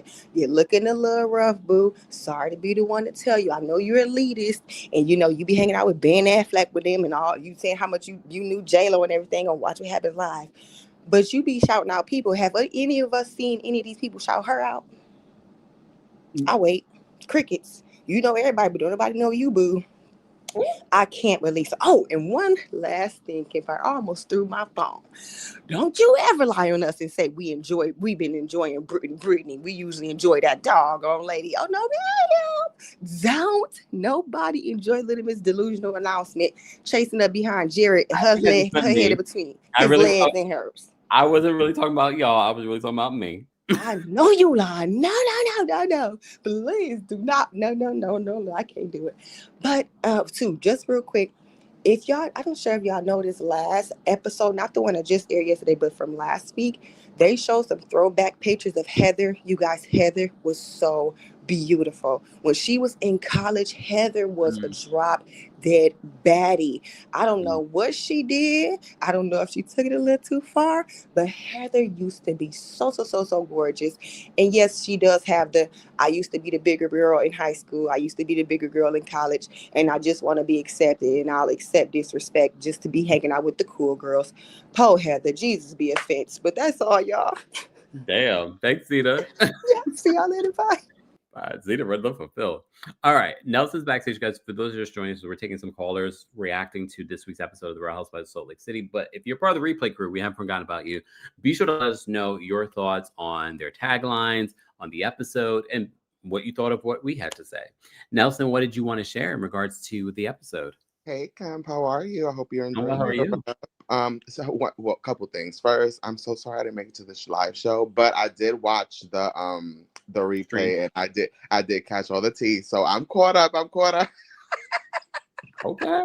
The second thing I wanted to say was I believe that to be a housewife, you need to be a little bit delusional. And that is what all these women are giving, especially Brittany. The other caller that said the thing about Brittany, I love me some Brittany. Her delusional is top tier. Okay. Her delusion is up there. Like lately, I don't know if it's because like I've been like seeing her and she's been like responding back to me, but I'm like, oh no, Brittany, you're hilarious. You need to be on here. You were a little bit funny. Now, with Lisa, I don't really think that this is like a take down Lisa season. I just think, I don't even think that it's like her turn. I just think that because there's something about Salt Lake City that it just doesn't give off the vibe of like, oh, I feel like this is like a takedown season for someone. I just feel like something is just happening, and it just so happens that this time we're on Lisa now. But I've never felt like. Don't we feel like they were on Lisa last season too? No, I honestly, no, I don't. I really, all this, maybe I'm watching it differently, but I really haven't felt like it has been like a attack on Lisa. Just Lisa talks too much, and what happens when you talk too much? You're gonna get attacked. So that's what it is. That's what I feel like it is. When you open your mouth a little bit too much, you get attacked. And Lisa's been look, when you boast about how you hang with celebrities and you do this, that, and the third. Well, then you know what? Somebody's going to be like, well, you know what? She does do all that stuff. Let's find something. Let's dig on her. So that's what I feel is going down with Lisa. I don't really feel like it's a takedown, Lisa. It's just, Lisa, you talk too much. So now they're gonna shut you up. And I love me some Mary. I have always been a Mary fan since day one. So it's just hearing people now say that they love Mary. And I'm like, y'all don't remember when she said that thing about Jen Swan, like hospital? That was already it for me. Like when I heard that, I was like, Mary, you're the one. She's oddly weird. She's naturally funny. No, but she like her weird. I don't even call it weirdness. Her uniqueness, because everyone I feel like is just unique in their own way. Mary is just a unique person that we just haven't seen on TV, and her authenticity is just hasn't been met in a while, like ever since like a Tiffany New York. Like we haven't seen that kind of authenticity on TV in a minute. So I think that's why. There were the rumors where they said that they were building Salt Lake City around Lisa, but that producer came out and said that's not true. They originally were building the show around Mary. So, and as we could tell, that was a good choice because Mary really is the one. Even when she had that little break and came back, we was here for it. So I know that she had her issues with her stuff that allegedly was happening in the church, but we all realize that everyone is multifaceted, and that's just one point of Mary, and she has other things going on. So, you know me, I'm a little therapist in the background. I just feel like that's a saying, like, well, there's many layers to Mary. She might be a cult leader, but she's funny as hell. And just real quick, just Angie. I do love me some Angie. I'm so scared to see how their little friendship break might go down, but I'm sure it's not anything serious considering that they are like. Did you notice how Mary had Angie's back when Angie was chiming in and she was going back and forth with Lisa? Yep. Mary came in and came to her defense. I was that's why I'm like, I'm loving that for them for real. And the side note about Mary calling Meredith boring, I don't really think like some words that people find like triggering. Yes. I don't really think her calling Meredith boring was meant to be. She didn't mean it. I just thought she meant like Angie's the friend that I can gossip with, and when I want nothing like crazy to do, I'm calling Meredith because Meredith is that one. But what I do find interesting though is that in certain interviews, Mary has low-key been praising Lisa, and I don't know if there's like, I don't know if Bravo is low-key trying to put like Mary in this group with Lisa, Meredith, and Heather because of there was like a Watch What Happens poll where they were like, if you wanted to be on team A or team B, and literally they put Mary with Lisa, Meredith, and Heather, and somebody was like, if you switch Brittany with Mary, I would be in team B because the team B was Angie, Whitney, Bronwyn, and Brittany, but who wants to hang with those? Right. So they were like, switch Brittany with Mary, and you would get more votes on that one because why would Brittany be in that group? And I just thought it was pretty funny that, I don't know, I feel like right now, because of all the hype Mary's getting, they want to like attach themselves to her. And it's like, no, let Mary shine by herself. Yeah. Let her shine by herself. I took too much time. That's Housewives, though. That's Housewives. You see that all the time. Mm-hmm. But I'm so sorry. It really is like a sorority. It is. Well, you enjoy your trim camp, and I hope you have a good day. I'm so sorry for talking too much, but I had a lot to say. It's okay. It's all right. I'm allowing you guys today, but then I'm gonna get off here real soon. Right. All right. Thanks, Nelson. Bye. You too. All right. Guys, as I'm doing this, mods, can you let me know how many likes we have on YouTube? If you haven't liked this video already, be sure to like it. If you're listening to audio version, because you can hear the audio version of our live recaps and special episodes, including now you can hear Kempire After Dark, the Villain Era, live from Philly. If you are a Club Kempire baddie on Apple Podcasts, we have our Club Kempire paid subscription. It's very inexpensive. You can pay for the year or you can pay month by month, but there's also a free 3-day trial. While you're on the podcast, make sure you give us a 5-star review on Apple Podcasts and on Spotify. On Spotify, you can actually comment and engage with each podcast episode. So there's a reason to subscribe there. Let's get to the rest of our callers. We only have about 3 more callers, and then we're going to round this out. I'm going to bring up Cottoman. Cottoman, what did you want to share about Salt Lake City? Hi, sorry. So, the only thing I'm going to say is if you look at I'm going to talk about Bronwyn, and that's it. Mm-hmm. But Bronwyn, out of all the episodes, like I could really relate to her in this particular moment with her mother and her relationship. Oh. But if you look at the trailer, if you watch Secret Lives of Norman Church, but like if you see the trailer, she's like, I had a baby. And she's like, well, the mother literally said, and I tried so hard to hide it. And if you look at the scene with Todd, you can tell like he's very uncomfortable. I thought he just doesn't like the camera or just being on camera or he's trying to hide something.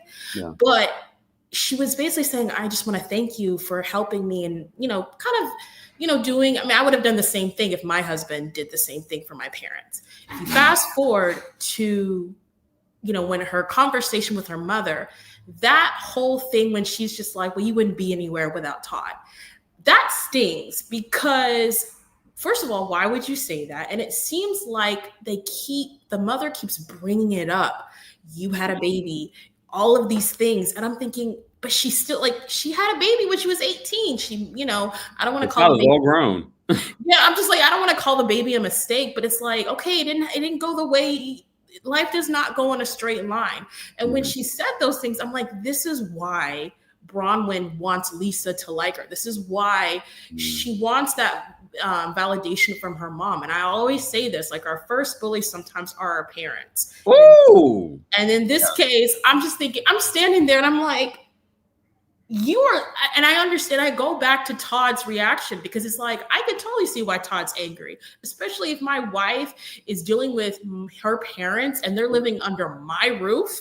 Yeah. Like I'm paying for your care and you're staying in my house rent free. I'm just like, wait a minute. Now I know why Todd is upset, because if I was upset, I would be so livid. Because sometimes I'm kind of like, does Todd actually like Bronwyn? Or like, I think he does. I think the more we get to know him and their relationship, I think you could see the love, and people show love. But if I didn't get that scene, it wouldn't have put things in context. And so I'm just standing there like, okay, now I get it. I totally get the situation. But that's all I wanted to say. I don't want to take too much time to everybody else, but I hope you guys have a good day. Thank you, Cotterman. Have a great day. All right. Don't mind me, y'all. I'm like, what am I eating for dinner? Where am I going for dinner tonight? All right. KEW, we're going to bring you up next. KEW, what did you want to share about Real Housewives of Salt Lake City? Hello, Kempire. Hey, how are you? Good, thank you. So first of all, before I start, I just wanted to say I missed you so much yesterday. I kept going on YouTube and I was like, where's Kempire? Where's Kempire? I need to hear him. I am. Yes, thank you. Yeah, because yesterday, oh my God, I had such a bad day. I just wanted to hear you talk about the Housewives, and no, you weren't there. But okay, that's fine. You're here you in the UK? I'm in the UK, yeah. Well, look, I'm on your timeline, and look, I'm in your time zone, I should say.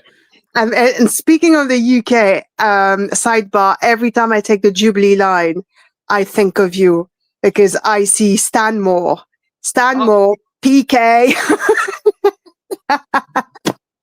I love that. Thank you. Every time I see Stanmore, oh, Kempire. Anyway,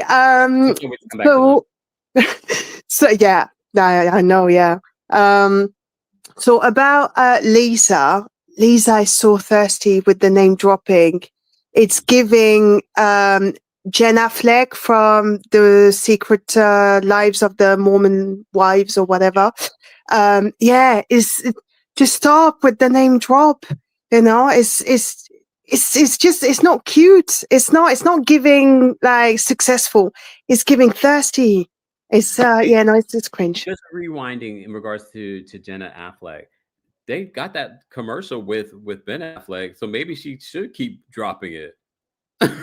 Well, you do you, boo. If that works for her, that's great. Yeah. But also speaking of Lisa, all that thing about the Amex and the lawsuit that's happening.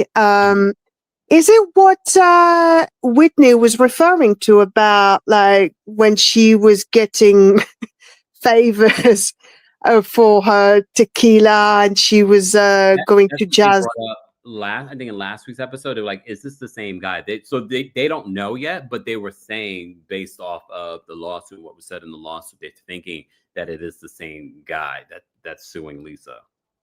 Okay, because in the latest episode, there was a picture of her and John at a like jazz concert or whatever, and that was, yeah. Okay, so a jazz game. It was a basketball game, right? Basketball, Utah Jazz. I don't know. I just remember that he was giving favors to get some good seats. Yeah, that's all I remember. That's what they think that it's the same person, but we don't know for sure. Okay. I'll watch the space then.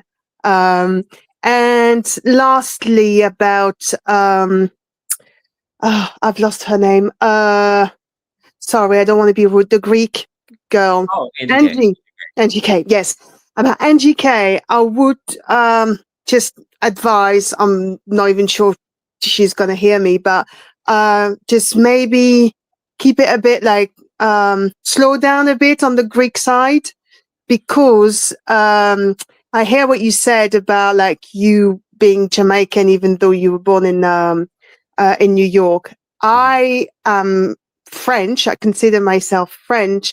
I was born in France, but both my parents are from North Africa. And because my mom was so damn heavy on the heritage, on the ancestry, on this, on that, like almost like she didn't care about the French side. Now, when people ask me where you're from, I'm French. And that's when people say, yeah, but, and they want to dig further, like, but origin, for me, I'm French. I consider myself French. And that's because when I was growing up, it was just like shoving down my throat of you're not French, but we coming from this country, and then we have this, and then we have that, and really heavily promoting. And I think it's the important, ancestry. not to cut you off. I think it's also important culturally. I feel like in Europe, if you're born there, people automatically say that that's where they're from. In the States, it could be a little bit different. So culturally, I feel like a lot of the Europeans, and the TikTok trend where we found out there were Black people in Scotland. There are Black Scottish people. So I have to say, I think a lot of people that are born in Europe culturally, that's how they identify. So I think that's what you're saying here. Yeah, maybe, yeah. And now I'm kind of repeating history with my son because I am now in the UK, and I want to promote the French ancestry and culture to him. So I'm being very mindful and introducing it as like fun stuff rather than you are French, you need to learn French, and you need to do this, and yeah. So because I don't want him to hurt to know multiple languages, though. So that's me, though. Yeah, I don't want him to get like disgusted with that side the same way that I was. So I would say to NGK, like, hear what your daughter has to say, because you don't want to push her away from her origins, really. And she should learn Greek. Yes. Oh, I would love to go to Greece. It's still in my bucket list. Madam, you're in the UK. That's a hop, skip, and a jump. I know, and I'm so gutted because I missed out on a good holiday. My husband went on holiday with his kids, and I was just starting a new job. He went for 2 weeks around Greece, and I missed it. Oh, next time he owes you. I know. You tell him. I know. But I'm trying now to book something around Greece. He doesn't like the sun, he's English, so he doesn't. He doesn't like the sun. It's too. Here when it's I don't know in Fahrenheit, but in Celsius when it's like 20, 21 degrees, he said, "Oh my God, it's a heat wave." What? What? That's not very warm, but I understand. Yeah, listen, 20 degrees is like it's spring, For those that don't realize, she's talking about in Celsius, not Fahrenheit.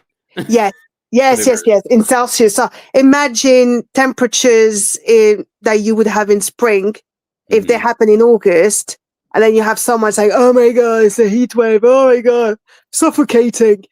It's a joke. Just take a seat. All right, KEW, we have shifted, but I appreciate you. Well, I missed you so much. I had so much to say. So yeah, thank you for having me tonight, and then enjoy your holidays because you deserve it. Thank you. Have a great night. Thank you, you too. Bye-bye. Woo! Okay, last but definitely not least, we're going to bring up Missy, and then I'm ordering dinner. No rush, Missy. What did you want to share? Hi, can you hear me? Yes, can you hear me? Yeah, I can hear you. Hi from Pakistan. Hey, I figured it was Missy from Pakistan. What's going on? Yeah, I'm going to keep it short and sweet because you're on a vacation and you need to eat. Thank you. So I just want to head straight to Bronwyn's experience with her dad. So my dad passed away last year. Sorry. And his last 3 weeks, there was some serious mental deterioration. He had pulmonary fibrosis, and the medicine they were giving him was messing with his head. So he would sometimes, I understand people who need to hire 24/7 help or put them in a facility where they can get this help, because there would be times when I would wake up with a jolt at like 2 a.m.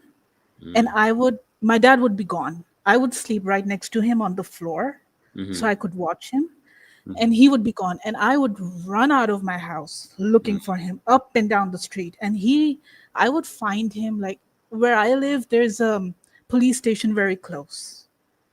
So he would end up with them. They knew what he was going through, so they would keep an eye out on the street just to make sure. So they would get him and they would wait for me to come up looking for him. So I understand. And, for me, it was just 3 weeks. People go through this for many, many years. Years and years. He's had Alzheimer's for the last 10 years, she said. Yeah. So, in those 3 weeks, it was very traumatizing. So I can't even imagine what she is going through when she's had this experience for the past 10 years. Yeah. So I understand people who haven't experienced this, they may think it's selfish. I get that. I understand that completely. Because also culturally, some people, that is not even an option just based off of culture. Yeah, like in our culture, your parents, your grandparents, your great-grandparents, if they're still around, they stay with you till the very last breath. But they also got to understand that this is traumatizing, not just for the patient, but also to the person who's witnessing this. That is your parent or your grandparent who's going through absolute hell, and they don't even know about it. Yeah. But you're there, you're seeing, it's two things. It's your own helplessness in the situation that you can't do anything, and seeing them helpless. Yeah. Yeah. But I understand what people, I get it. But once, heaven forbid, I hope no one goes through this. But if you ever go through this, please keep in mind, you need that help. If you can get it, get it. Yeah. Yeah. Because I would have to wake up in the morning, go to my job, and my mind would be there with my dad. What is he going through? And eventually I had to tie bells to his feet. Wow. Just to hear everything moving. Just to hear his movements. So yeah, that's what I wanted to say. It's really brave of Bronwyn to share this. Like, it's really brave of Mary to share her son's journey. Because even just talking about it, it is like there are no words. Yeah, I agree. Missy, but to end it on a good note, Lisa is wild with that lunch. But it wouldn't be Housewives without a moment like that. I love the pettiness of it, but it is wild. Yeah. Missy, we appreciate. What time is it in Pakistan? It is 11:15. Oh, it's late. Oh, yeah, okay. I'm at work. What do you do for work? You don't mind me asking. I'm working remotely. Okay. Also, so my boss is in Canada. I'm his personal assistant. So sometimes he would need me when it's morning for me, and sometimes he would need me at night. But he will tell me 3-4 days ahead of time that on this date I need you at nighttime when it's night for me. How long have you worked for him? 1.5 years. Okay. And you're enjoying it? There are good days and bad days. Okay. It's entertaining because sometimes I get really absurd instructions. Like, could you find a guy to fix the kitchen sink? Oh, okay. And sometimes it would be interesting because sometimes I get jobs that he tells me not to tell anyone. My client my client is in Canada considered high profile. Oh. So Justin Thoreau. No, thank goodness. No, this is a businessman whose wife is a works in a fashion editorial business. Okay. So sometimes he meets people. It's really interesting. Okay. All right. I'm just nosing. Thank you, Missy. Thank you for doing this on your vacation. Go eat, have fun. Thank you so much, everyone. Thank you for calling in. Have a good night. Bye. All right. I want to say thank you to everyone that called in. Cindy was like, "Girl, stop." I was like, "Don't wait. I think we're getting too much information. You don't realize how the internet starts piecing things together. Lord have mercy." Ms. Parker, thank you so much for the super chat. Ms. Parker, I highly recommend rewatching old Kempire videos while he's on holiday. That's what I do. Don't go too far back, Ms. Parker. Lord have mercy. But if you know, with Diddy's sentencing coming up tomorrow, so that, like I said, I don't know if I'll be doing Miami tomorrow because we have the Diddy trial happening tomorrow, meaning the sentencing. That might be worth, if you want some old Kempire that maybe you forgot everything that played out during the case. So when the sentencing happens, go watch our playlist. There's a separate playlist available for the Diddy trial. We also have Kirsten Brown, who is a LA prosecutor, kind of explained that whole process. So she was on the channel, I think 2-3 times. So be sure to check that out. So thank you so much for that, Ms. Parker, and for the super chat. Angel, thank you so much for being a member for 6 months. Angel says, I give the episode an 8. Lisa needs to hydrate with IVs. Please send her to the butter code. The world doesn't revolve around. Once I get the butter code, I'm gonna give it to y'all first before I give it to Lisa. I mean, maybe we could send a gift bag over to Lisa or something. No, she could buy it. Apparently, she's making all this money. Never mind, she could buy it. She don't need a code. Claire, thank you so much for the super chat. She says, enjoy your holiday camp. Thank you so much, Claire. Appreciate that.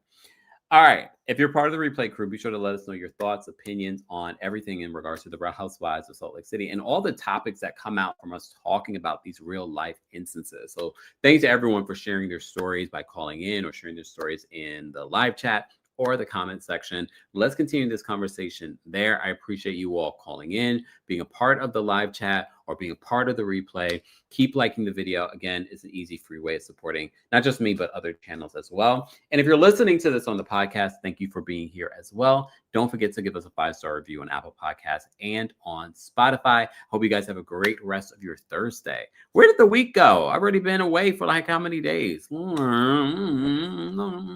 Anyway, I'm going to go enjoy the rest of my vacation. I will see you all in the next one. Bye, y'all.